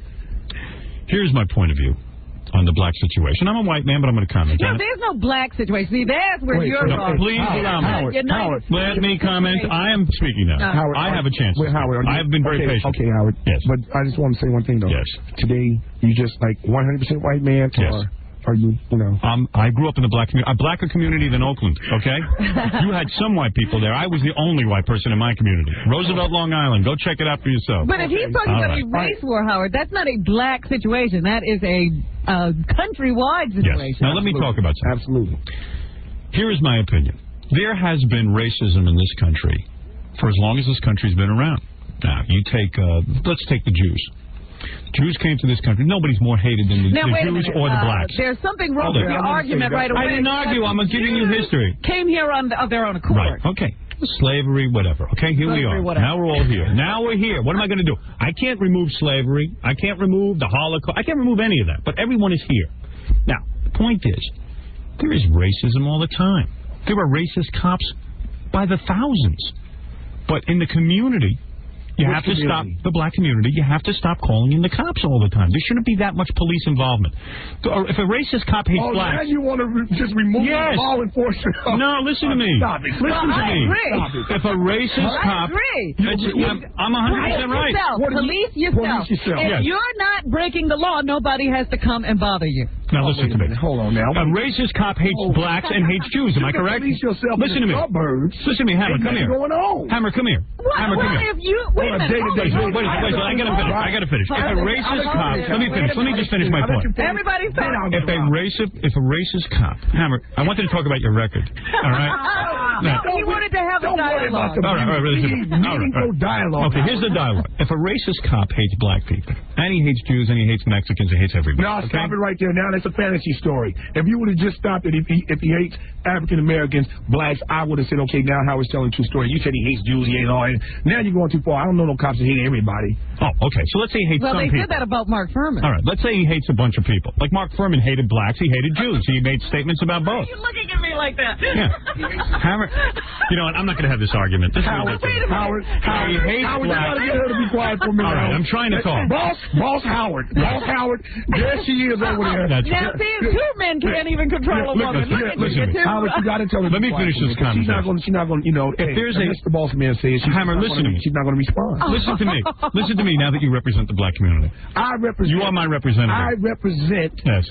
The voice of MC Hammer, who is no doubt. Now listen to Masha Stern. Listen to Masha Stern. They come. You call me Masha. You know what? I want to stop you both right now. He's grabbing his crotch. Excuse me. You got something going on in those pants. Look at what's going on. Why? Ding dong. Excuse me. I have to stop you both. Comedians. First of all, comedians. I'm surrounded by comedians. He's back to MC. Yeah. Are you back to MC Hammer? Are you back to MC Hammer? We're going to switch subjects. How dare you? How dare you? How dare you? What do you guys think? Are you back to MC Hammer?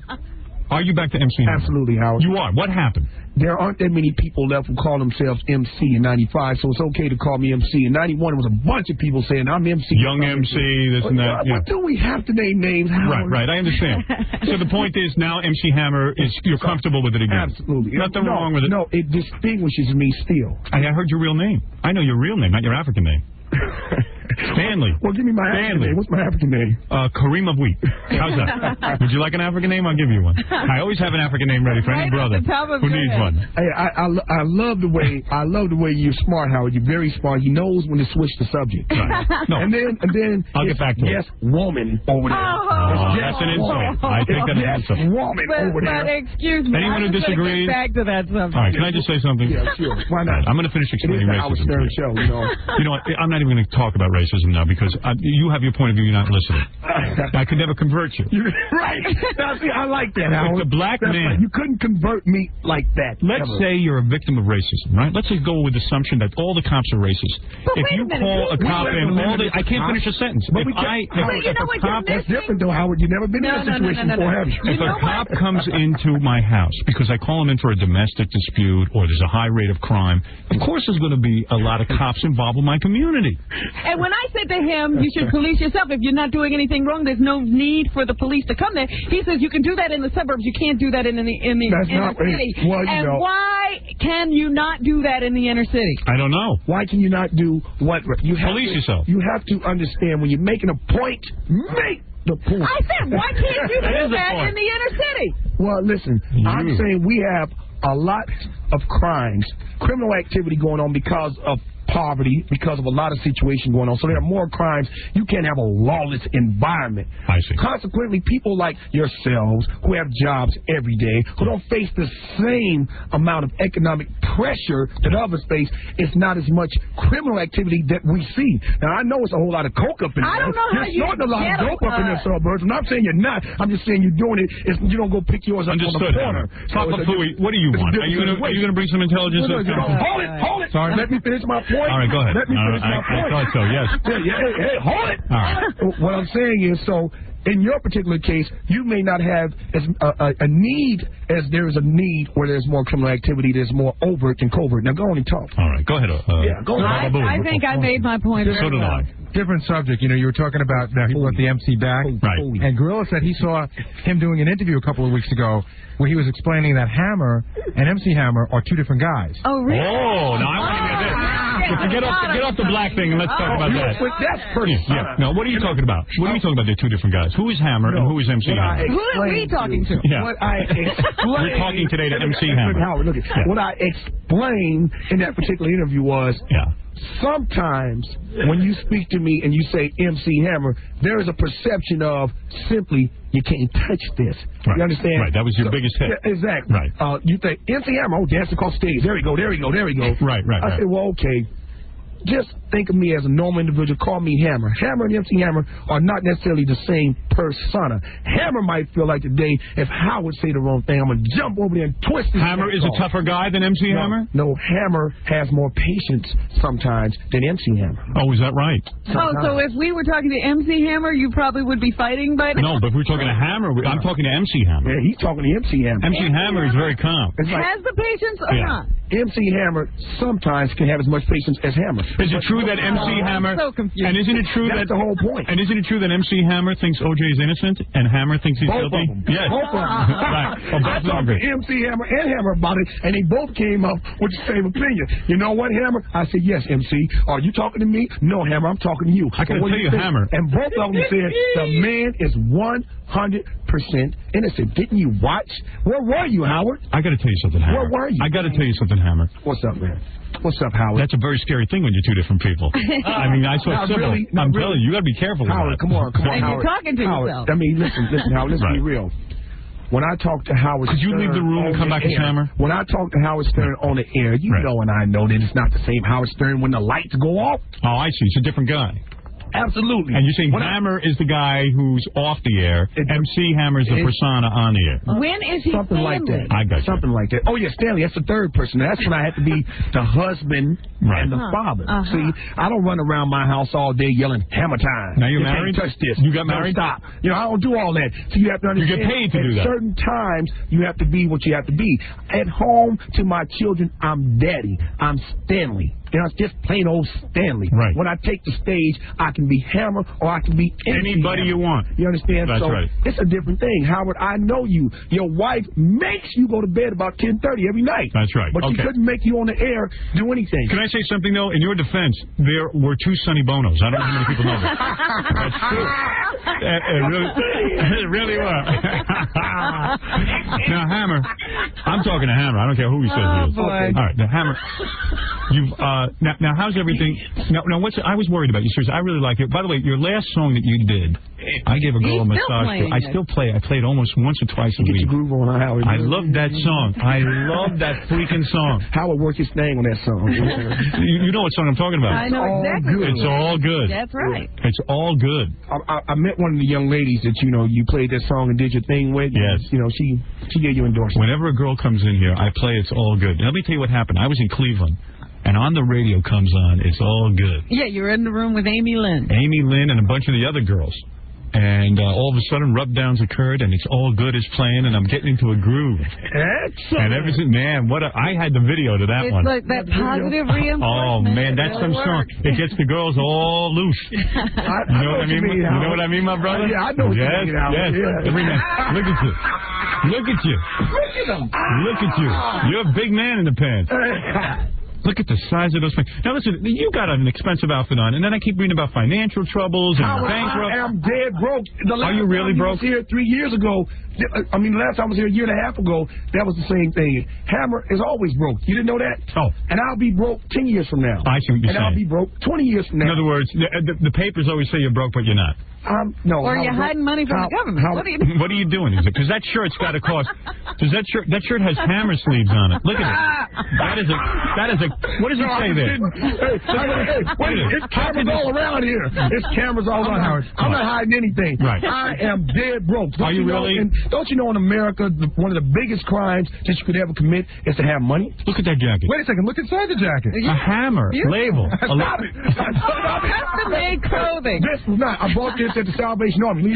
Stop. You're wearing that suit's got to be over $2,000 or $3,000. Am I correct? I don't know what you're talking about. I got this on his sleeves. Show the camera. You have Hammer written on the sleeve. Gold buttons. Gold buttons. It's a stolen shirt. Yeah. Howard, Not it's stolen. It says Hammer, and an MC Hammer is wearing it. It's a stolen shirt. I didn't get this made. You are looking very sharp. So the point you're making is, despite what we're reading in the paper, you have to sell off buildings. You're selling off all because you made a lot of money. Donald Trump sell off buildings. Right. So you're selling. So you're just reorganizing your assets. Am I correct? Howard, I'm not going to say that. I need to be dead broke. Oh, I see. You declared bankruptcy so you can get out of... No. Never did anything like that. Never did that? No, but I need to be dead broke. Because you understand, people treat you in the rap community... No, not just the rap community. The brothers won't accept you if they think you're rich. I hear what you're saying, my brother. Not just the rap community. I'm down with that. Not the rap community, but in society in general... People treat you differently. They treat you a lot better if they really think you broke or you're down and out. They treat you a lot better. So I like that. Isn't it true the brothers will not accept you if they think that you are too rich? Brothers? In the rap community. In society. Don't you know people despise... Because Coolio's floating in dough, but he looks... exactly. I'm not the rich. Right. I'm MC Hammer. Dead broke. Right. I'll be dead broke next year. But Hammer is rich. Broke the year after that. MC Hammer is not. Which one has the money? Hammer has the money. MC, how's your financial situation? Well, Hammer, things don't look too good. I got to tell you something. People who dress like you usually think OJ is guilty. And I got a feeling the rich... I think out there in the hall, that's what out in the hall, you know exactly what's going on. Yes. I guarantee I get you in that hall. Mike, and we'll get the real deal. All right, so now you... you stop it. You know, you've got a really nice body. Hey, wait, Howard. Who am I talking to now? Hey, man. You're talking to Holly. Is that like... I was watching a video of Hammer's. Yes. Hammer's built, man. Oh, yeah. That's a brother with a real muscular body. Howard, you let me come out of you now. Yeah, you're handsome. You got to control that, Howard. You like him, Robin? You have to control that. Physically. Hammer's gorgeous. You like Hammer? You would like to go out with Hammer? Hammer's got plenty of attachments. Oh, he does? He's got a complicated situation. I think he's got a harem. He does. How many broads you got stashed away? Oh, man. Come clean, my brother. Howard. Come on, you know it. Word up. Howard, I am a monogamous man, you know. All right, well, listen, we'll be back right after these words. Right about now. Funk soul brother. Check it out now. The funk soul brother. Right about now. The funk soul brother. Check it out now. The funk soul brother. The Howard Stern Show. What's going on? You shouldn't even be at that Million Man March. Why not? You're taking care of your responsibilities. You're taking care of your responsibilities. Oh, I'm going to always take care of my responsibilities. You're supporting the kids and everything? No. It's You're not? the theme of the march. How many kids? How many Hammer children are there? Once again, I'm glad you're talking about the Million Man March because it's very important. It brings us back to a serious issue. All jokes aside, comedians. It brings us to a serious that's what we need on this show. Serious. Once again, the Million Man March is about responsibility. It's about representation. It's about unity. And you don't care that it's Farrakhan? I don't care. You don't care? I don't care if it was organized by... The Nazis? No, not Would you go if the Nazis organized it? No, I'm afraid not. I see. All right, well, okay. You think he did a very smart thing. Right away, he distanced himself. Not Hammer, but Farrakhan. Right away, he made a big issue. And everybody's like, all right, well, then, but, you know. No, not at all. In other words, if he's saying, if you're saying because Minister Farrakhan organized it, then, Hammer, don't go. I would have to disagree with that. Really? Yeah, because I don't get into what people's personal opinions of other people are. I know where I'm going, and you don't get into what Louis Farrakhan. If he's a racist, you would go? I am the same guy. You just asked, would you go? If he's a racist, but you're against racism, aren't you? I would go, absolutely. So why would you go to a sponsored thing by a racist? Well, that's your opinion. I don't think he's a racist. You don't think he is? A racist? You don't think so? I think racism is when I read the newspapers and they say we need an IQ test for jurors. That's racism. Is it? That's racism, and that's racism on a worldwide basis. Right. Because you are implying that the jury wasn't. Yeah. That the African Americans in the jury. hold on. They got you programmed. You know when to step up. Howard, you got to stop doing that. You got black people you got are this the minority. African American sister over here. When I'm making a real point, she knows when to step up. She knows when to step up. Don't try to cut me off. Racism is when you paint across the world. Right. Worldwide, the juries should now have an IQ test. You are implying that African Americans are ignorant. What if you say that the Jews are conspiring against the United States of America and controlling the banking industry? Do you think that that's a racist comment? That who is? The Jews. Is conspiring. Yeah. I never read that. I don't know about that. I never read that. I never read that. You are an incredible man. I got to say this right now. I never read that. Incredible. All I know Howard, is, give me the tape. Listen to me, Hammer. And let me hear it. And let me. Farrakhan saying that? Yeah. Okay, I'll do it. I don't have it right here. Come back tomorrow. I'll have it for you. Play it on the air. All right. And let me listen hear to me, it. Hammer. Never mind all this. Listen to me. You're getting all excited and you're getting upset. Now listen to me. Howard, you're not a politician. You are Hammer. Something else that you just said, Howard. Right. I'm making a point that is very, very important to minorities. Right. This is an important point to minorities. Okay. And the paid-off sister over there steps up again. What do you got to live in? Trump Tower. You got an apartment in Trump Tower, don't you? So do you. You live in Trump Tower. So do you. You live in Trump Tower. So do you. Hey, listen, don't try to act like you're not rich. Howard, you're a rich man. Howard, here's my point. This brother's got millions. Howard. He's got racehorses. Howard, here's the point, Howard. He's got a horse. Here's the point. I'm blacker than you. Howard. Right. I am so black, it's ridiculous. The point is, if I go to the bank and they won't lend me money based on where I live and the zip code, it doesn't matter who owns the bank. I don't care if you are Jew, Irish, or whoever. Right. Whoever owns the bank, that is racism. Okay, what's that got to do with what Farrakhan said? If that's the point that he was making, I don't get into calling people any type of persuasion. Right. I'm into the facts. The fact is, it's racism when you're redlined because of where you live or because of your ethnic origin. All right, I agree there. Okay, fine. Okay, Brother Howard. I agree that that's racism. But do you believe? But listen, amen, oh, for God's sake. This is like church. All right, yeah, this is getting ridiculous. You can't win with Hammer. Make any points. He's going to scream. He's going to scream. Robin. He'll outshout you. Hey, wait. I ain't got money with me. All right, listen to Hammer. I was going to pass off some money. If I could top what Howard's paying, Hammer. maybe you'll... Let's talk about the music for a second. Never mind all the nonsense. The music will unite us as people. You have the people you have to deal with. I have actually heard that there might be a movement among black people and some white people. They want to make a separate state for black people. They can go live there and have their own set of laws and everything. At one time, the Muslims are advocating that. Did you read that? I wrote a movie about it. Did you really? I did a treatment about it, but it's not about just one state. It's a whole thing, but I'm not really into that as well because first of all, African Americans helped build this country, the foundation of this country. Don't try to limit me to a state. No, the Muslims asked for that. That's what you saying. You're anti-Muslim? That's your interpretation. No, the Honorable Elijah Muhammad said. You don't get. Listen to me, my brother. Salam alaikum. The honorable. Going on really between you and the honorable. I know you're not. I wish there was. Some people got the wrong impression about you, Howard. Because Robin is very honest, and she wouldn't tell my wife. They think Howard is a racist, but I know better. I'm not. Howard is not a racist. The Honorable Elijah Muhammad. Listen to me. You and Robin mixing into, I think y'all been doing something. You know what the 5%ers are? Do you know what the 5%ers are? What are you putting on? Cologne. You know it, too. Hey, look, when I said that, Howard, when I said he... Listen to me. I want to tell you about the truth. Hammer. You and Robin been doing things. That's that pillow talk going on. That's that pillow talk you and Robin been having. You haven't heard nothing from me. Hammer, listen. Muhammad, you've been listening to Robin. No, the Honorable... What she say in your ear. Can I tell you about the Honorable... Howard, bring it, baby, bring it. The Honorable Elijah... all good. The Honorable Elijah Muhammad first said that there should be a state called Nebraska instead of Nebraska. Do you know that? No. Nebraska. I don't. You never heard of Nebraska. You're not a black man then. You have never been in prison, have you? I have the utmost respect for the Honorable Elijah Muhammad. Thank you. So I don't make jokes like that. That's not a joke. If you want to make jokes like that, next thing you're going to do, I want to hear you make Pope jokes.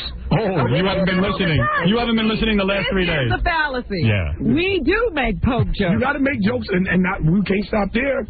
Let's pull down some other religious figures. Name the figures I haven't. Name the figures I haven't made fun. You don't win that argument. But Howard, I wasn't here. Oh. I'm here All right. now. What is it, Gary? I want to talk to Hammer. Not talk about the Honorable Elijah Muhammad in my presence. Right. Are you a Muslim?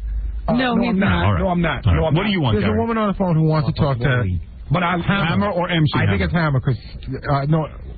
one of those guys. Is it one of Robin's friends? She's not claiming paternity. No. Is it one of Robin's friends? No, it's not. It's just a woman who called up. She wants to talk to him about the Million Man March. Okay, good. All right, that's legitimate. Why can't women come? By the way, Hammer's new album, which I will play in a second, is called Inside Out. The brother makes some great music. Yeah, don't listen to his arguments about politics. Makes no sense in politics. Oh, yeah. I always say about singers, just shut up and sing. And Robin, please do not challenge Hammer, because I'm asking you a favor, because this is a brother who's in the music. Genuine sellout. He is in the music industry. Say, shut up and sing. Hey, Robin, just take your money that Howard is paying you and take it how he's giving it to you. Shut up and sing. He is in the music. He is in the music industry, and he has to have these opinions. Now go ahead. When you get him outside. Hammer will take me outside and say, listen, of course I'll just go through it. Right. Yeah. All right, listen. In fact, he'll lose the black accent and everything. Right. Comedians. You wouldn't even recognize him. Ma'am, what is it? What do you want to say? Hello? You try and get a word in. Yes, please. Yes, if I could please speak. Yeah, we let her speak. First of all, to say Farrakhan is not a racist, you don't know what Farrakhan's about.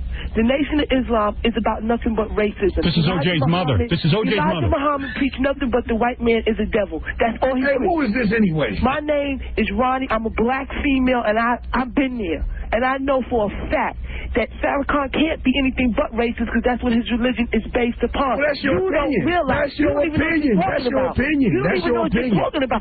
They probably gave you $100 and say every time you hear anything to do with the Nation of Islam or anything else, do you know? Yes, I do. I don't know who you are. How did I give you $1,000 before I got here? I don't know. I don't know. You can claim everybody was I know, but I'm just saying, I don't know who this is. That's probably one of Robin's friends.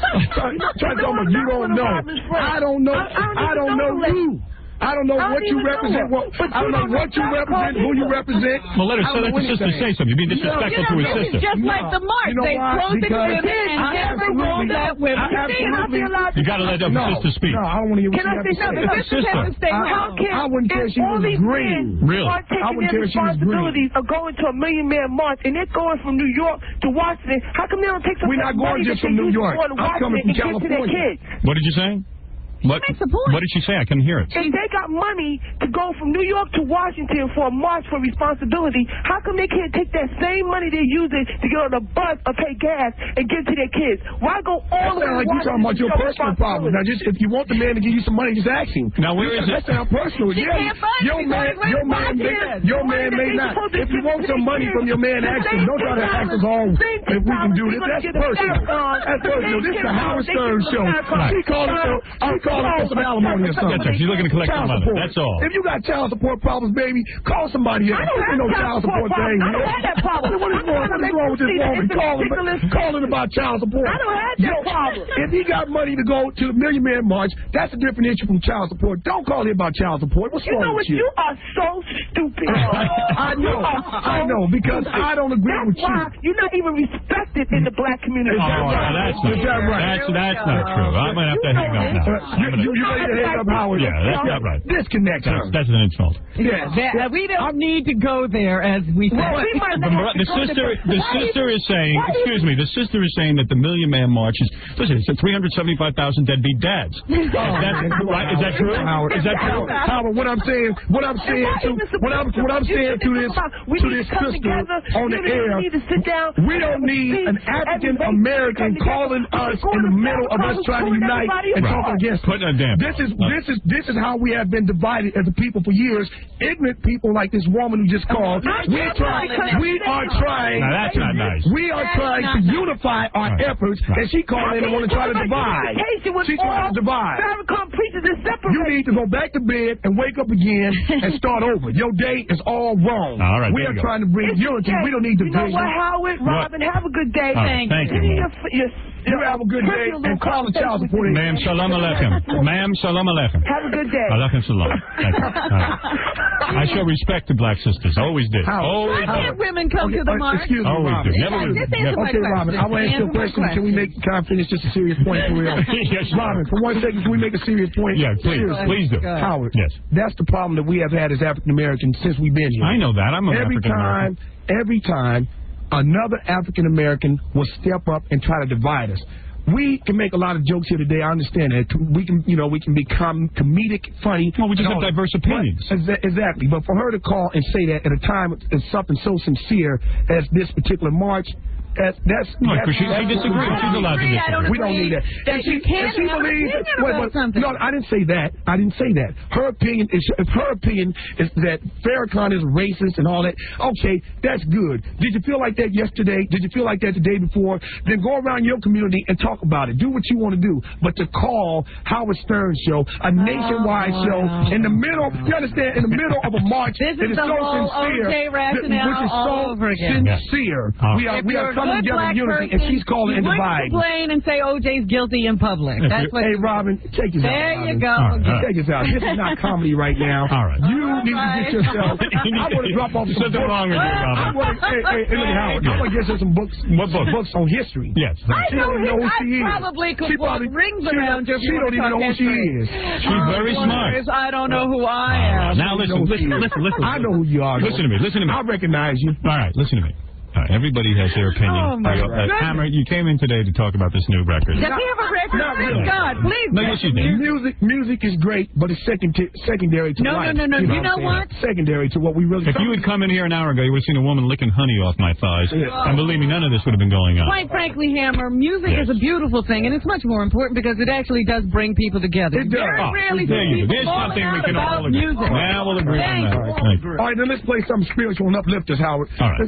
Let's play something spiritual. First, I'm going to play. Well, I would like to play a cut of Louis Farrakhan doing calypso. And you tell me if this guy can sing. Go ahead, play it. Now this is, come on. You tell me if what's going on here. Comedian. Come on. You know who that is? That's Farrakhan. Stop it. It is. Stop it, man. What? Stop it. What do you mean stop it?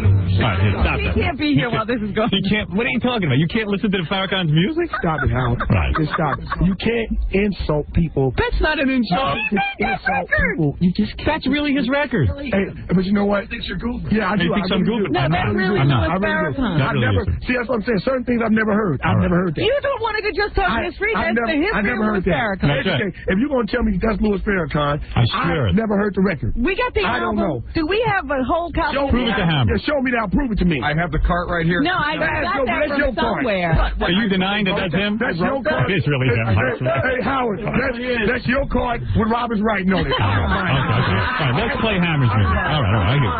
Oh, my goodness. He's not saying that. You know he lost his sense of humor. He did. I lost. Now, I like the cover. I like the cover of your new album because you look very angry. No, I don't. Yes, you do. No, I don't. Stop that, doing that gangster? Oh, gangster. Gangster. Look at the gangster. Look at that. Show that. That is bad. That ain't Stanley. That's Robin, not Stanley. Do you agree with that? Does that look like a Stanley? That looks like a hammer. Robin, do you agree with that? I want to see. Well, it's close. It's close to the line. It's gangster. It's close to the line with It's scary. You look scary. You look scary, my brother. And that's good, though. Howard, I say that's good. You look like a love child from the 60s, man. Come on.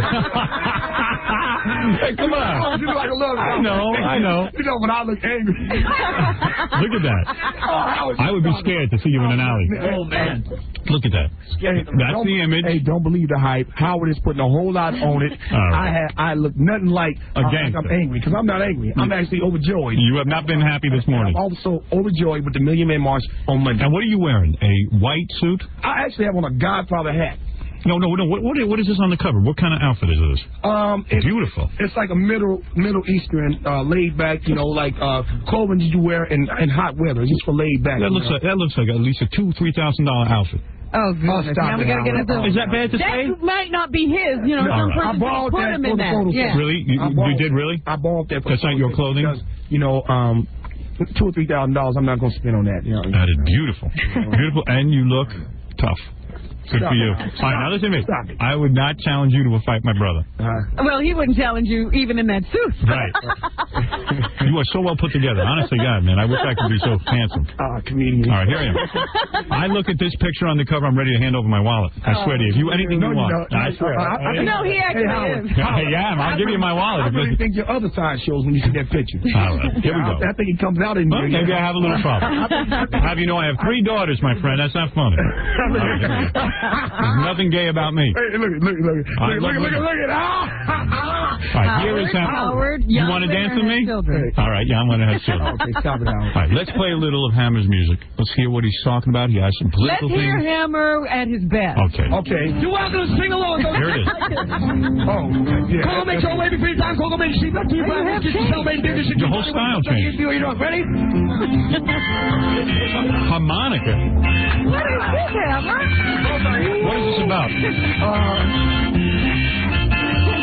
I love it. I love his new sound. I don't know if we're going to dance to this. Let's hear the singing. That's what I like. Go, make sure ain't all your time. Go, make sure. All right, very good. All right, thank you. Could we really hear Hammer? Hammer, here's cut 5. I'm going to play from your new album. What is that? What is cut 5? This is called Keep On. Oh, no, that's cool. Let's hear that.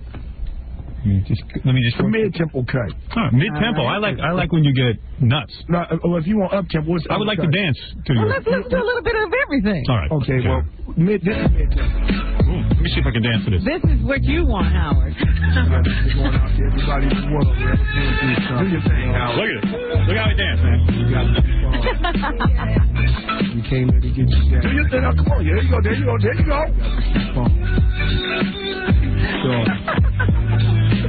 Another day in the heart of town and a whole lot of... Look at me dance, Rob. I'm with you. I'm with you. I see. I'm with you. Well, he is on the beat. That's one thing you got to give him. He is. Reminisce about the accident past and all the homies that I can't forget now. Homie. It's kind of deep, but they got me for millions. I'm a homeboy that... How's this look, Rob? You don't have a good life. Now they talk about the... How do you think I'm doing? I think you're doing pretty good. I like it. Oh, who's paying you then? Hey, he's paying you, my brother. He's doing pretty... He just likes that I'm dancing to his record. Absolutely. Absolutely. Could I be whiter than this? Absolutely no black in me. It depends on what day of the week it is. Hold on, I'm gonna sample the whole album. Let me hear every track. Hold on. Let me get into it. Throw your hands in the air, I know you feel. Oh, this is it. I could give some massages to this girl. Look at this. Look at this. Check it out. I can do what you have to do. Look at that. Howard is actually catching beats. He is on the beat. Look at me. You and Robin been doing something. Look at it. You can't even look at me. Show me how to dance, man. Come on. Do something. I'll imitate you. Come on. Come on. Ain't no drama in the show us now, Howard. This is it. Take it out. Take it out. How am I doing, Robin? You look better. You should take some lessons. That's no piece of the bank. I can dance if somebody shows me what to do. Yeah, if you got some lessons, you might be all right. Look at me go, man. Hey, I'm dancing with Hammer. Oh, I feel so black. Look at me. You can't dance in the blackness. You can dance. You can dance. Look at that. No, you can't just dance in the blackness. Look at my brother dancing. Hey, you see this? Take this dance out right here, Howard. Check this out. Take the wild dance right here. Robin, you can't do this one. Wait a minute, move, Gary. I need to see. What is that? Love and happiness, Howard. You a love child from the 60s. Love and happiness, Howard. Look at me. Come on, Jackie. Howard, this really hit home for you. I'm gonna have a freaking heart attack. Look at this. Look at me go. How come you don't look the same as he does? Because I don't get to dance all day like Hammer. That's right. I'm dancing. If I practice, I'd be good. Look at this. Take your pants off, man. Come on. Oh, I don't think that's what he was doing. Look at my brother dance. Come on, give me that. Look at me, man. And we don't get Howard.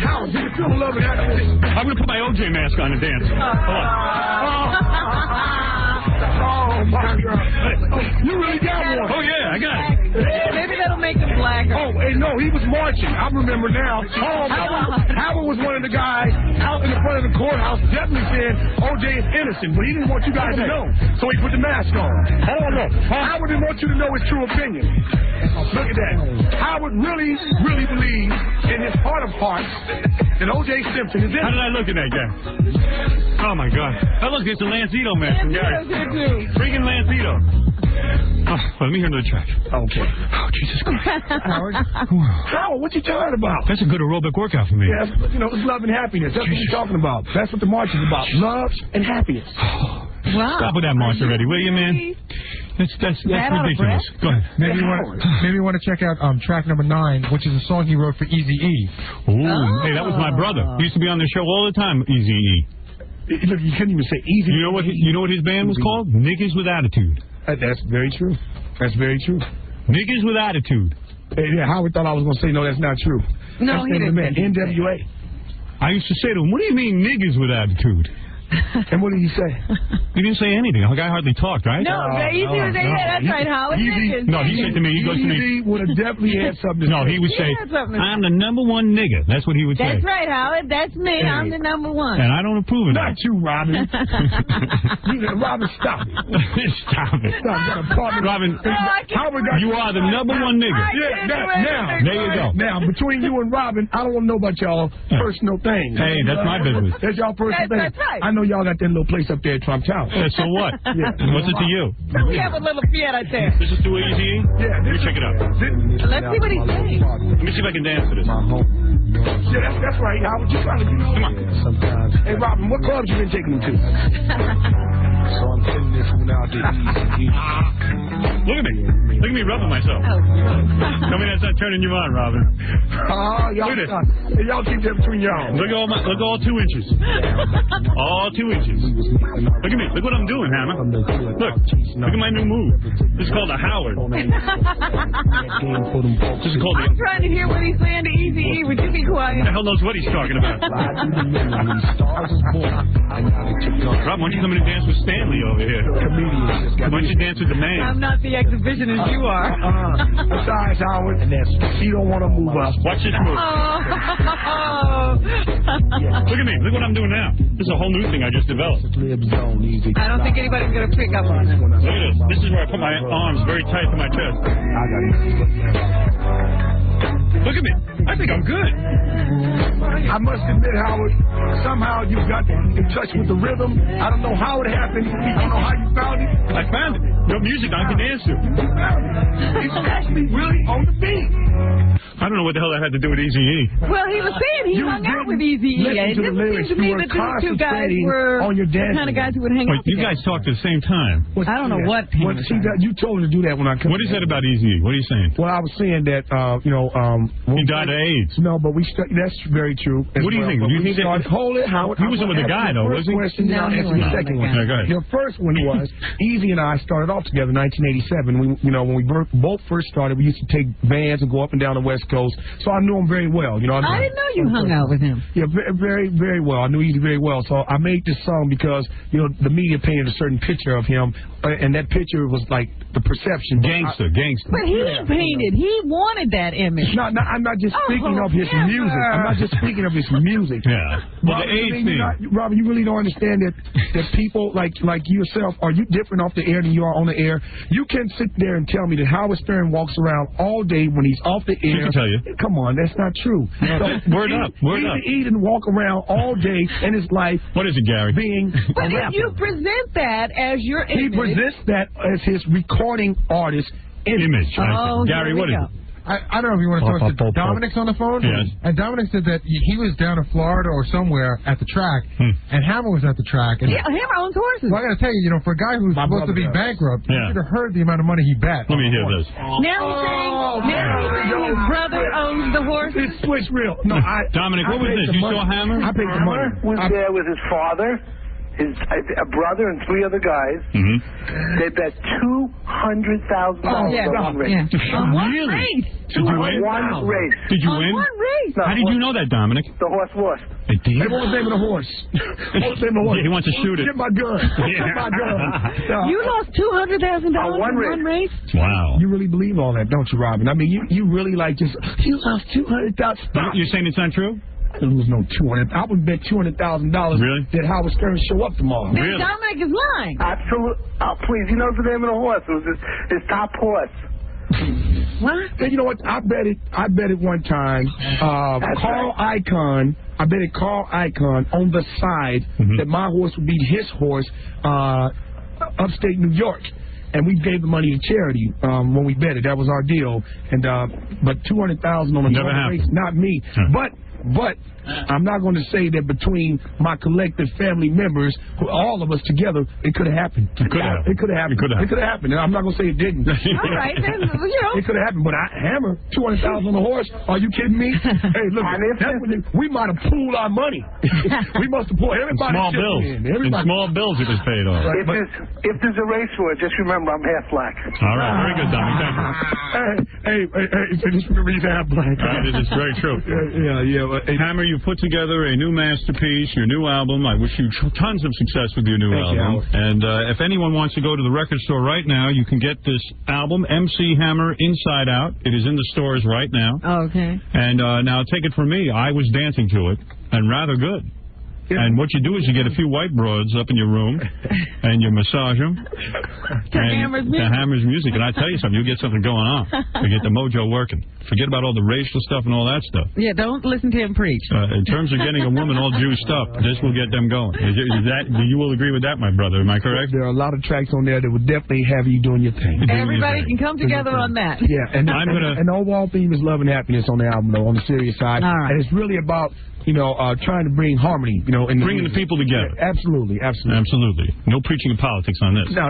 I have to speak politics off the record. That's Hammer over there. That's Hammer over here. This is Hammer. That's MC Hammer. And there's another guy out in the hall. But there it is. We love Hammer. Thank you, Hammer, for coming by today. It was great seeing you. And I always thank you for having me on the show. I appreciate it. And Salam Aleichem. Come back. It's fun to have you here. Salam Aleichem. Aleichem Salam. All right, my brother? I'm going to write that down. As the Honorable Elijah Muhammad always said, and I always believe in that. All right. Yeah, peace in the Middle East. Thank you, my brother. That's right, my brother. Yes. See you Monday. See you Monday, my friend. Oh, okay. I will be there in blackface. I'm the only one here who can't go. Right, I'm going. Robin, what? It's not that you're a woman. That's not the reason why you can't come. You can't come because I'm not going to do that. I'm not going to do that. You think about it. Fill in the blank. Good night. No, I'm because I'm a woman. Good night. Good night, Robin. Fill in the blank. Let us take a break, Robin. I have to hold my peace. All right. You've been holding your peace through the whole show. No one. That's right. Hammer, everybody. We'll be back after these. You're listening to the Howard Stern Show. Infinity Broadcasting, WXRK, New York. Rock Radio, K-Rock. Hey, Beavis, get up and turn on Howard Stern. You get up and turn it on. I'm kind of busy. You're too busy to turn on the radio? Yeah, well, I was having a dream about lesbians and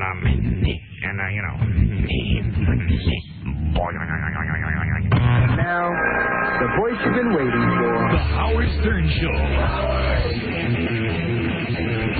Robin, come on, let's get into some news. Well, I just thought Eddie Murphy. The Eddie Murphy wedding? Yeah, but Gilbert doesn't tell you anything. I know, he won't tell us. The Shuggy wedding. The Shuggy wedding. I bet you said that while you were there. What's your story, man? I was the only white person there. I had to keep my mouth shut. Eddie thinks he's the character in Coming to America. He really does. He thinks he's coming to America. Well, he's got a new video premiering from his What's Up With You album. What's Up With You? That's why I was there. Gilbert was the Jew in that album. What's Up With Jews? Do you have a track from that new single? No, I don't. We might have that. Gary, don't you have that? Bring it in. Don't we have the album? Yeah, it's terrific. Well, What's Up With You will debut on Fox, MTV, and Black Entertainment Television at 8:58 next Thursday. So Gilbert might want to mark that down. Yes, please. 8:58. Hey, Gilbert, is it true Eddie walked down the aisle to one of his own songs? How'd you like his music? How'd you like that? Was that beautiful? Were you laughing and stuff? Did you bring a date? No. I was sitting next to Wayne Newton, actually. Were you really? Yeah. Did you have anything to talk to him about? Donkey Shane. So did anybody get up and perform and stuff at the wedding? No. There was none of that? Yeah. It was all Eddie's music. Yeah. Oh, boy. I can't believe Eddie had Gilbert. I'd have me before I'd have Gilbert. Yeah. That he made the guest list. Yeah. For the Shuggy wedding. The Shuggy wedding.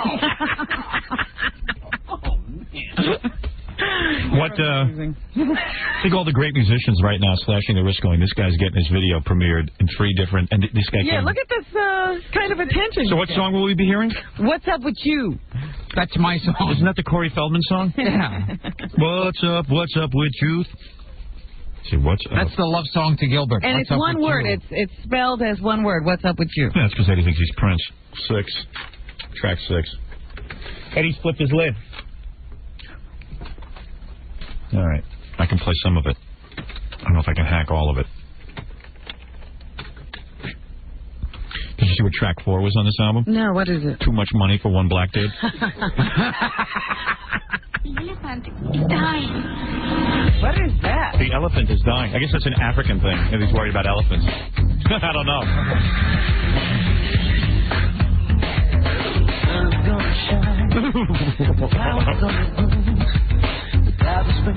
He changes his voice in every song. Yeah.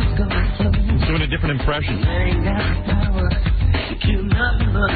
But this is very Prince-like, don't you think? Yeah. Eddie, of course, needs to have his music recognized as great as his comedy. He said that on Entertainment Tonight. He needs to have, Well, his music it's not just a comedian doing music. He considers himself a musician. Yeah. As an artist. That's the funniest thing he said in the whole interview. He's expressing himself. And Entertainment Tonight said we can't recognize you. You'll look alike. Did you go up and talk to Eddie at the wedding at all? Did you congratulate him? And the bride. Oh, yeah. And did he treat you like a real dweeb? I met him a couple of times, and he treats you like a total a-hole. Look at you like he didn't know who you were? Yeah, like I'm some peasant, and there's Eddie Murphy. Did he treat you like that? What's up with you? Yeah, what's up with you? Did he actually talk to you, or did he just go, oh, hello, Gilbert? Like, he can barely talk now, he's Michael Jackson. Hello, Gilbert. He goes up to me, hi, Howard. I remember when Eddie could actually talk. What? Stutter and John said he was at Rascals one night and saw Gilbert, and Eddie Murphy was there, and Eddie invited Gilbert back to Bubble Hill. Oh, yeah? You went over to Eddie's house? But Gilbert couldn't make it because he thought he had a second show. You went to Eddie's house? Yeah, I was up there once. Yeah? Did you get any girls up there? Yeah. Yeah? Or as I like to call it, Schwoogie House. Oh, I'm sorry, I couldn't help. I couldn't resist. Eddie had you up to that, He went to Schwoogie Hill. Schwoogie Hill. I went to Jasper Manors. Did you get to hang out? Did you get to hang out at the recording studio? Yes. Yeah, man. Did you jam with him? Oh, yeah. Are you on this album? I brought Lucille with me. Yeah. Not his guitar, just some slug he picked up at the limelight. Come here, Lucille. We're going to Eddie's. Did Eddie play some of his tunes when he was there? Like, is it an elaborate setup, like a sound system, and Eddie flips a button and you can groove to some tunes? You can groove to tunes. Gilbert, all I gotta do is flip this button. And you see this here button here. Now, whatever you do, you don't press this button here. This button is too dangerous. This is the button I can talk to Russia. Eddie's awful as a musician, and no one has the balls to break it to him. Well, we keep trying to tell him. Isn't the message getting through? I know. He wanted to tape it the last time we broke his balls. I wouldn't send it over. What's up with you? So before he plays his music, does he give out aircheck bags? I'm embarrassed. I mean, now your teeth have to be in your upright position. Yeah, but you might get sick, so... Yeah, here's a bag. Here's a bag you can vomit in. Now, you just had that stomach thing, so So, like, of course, Gilbert won't tell us anything about Bubble Hill or tell us anything about That's why he gets invited back. What do you do? Does he have, like, women there? Was his wife there and stuff? The girl? No, I didn't see her there. She was pretty, though. I saw her there once, yeah. Do you consider her black? She's no. like white. No, she's not a total drug. What is with you? You become so racist. He's out of his mind. I think when they gave him all those drugs in the hospital, Yeah, it did something. Black people out there, don't get insulted. He's under a lot of medication. No, she's very pretty. Is she? Yeah. But she's kind of white, To isn't she? Gilbert, she's black. Yeah. All right, let's go on. Let's go on with the news because Gilbert won't tell us anything. He won't tell us anything. He actually has an interesting story. He gets to go a lot of places, and he does a lot of things. He just doesn't tell us. Yeah, well, that's why he's boring, though, as an interview. He doesn't tell you anything. He's got an interesting life going, though. But, like, Eddie's too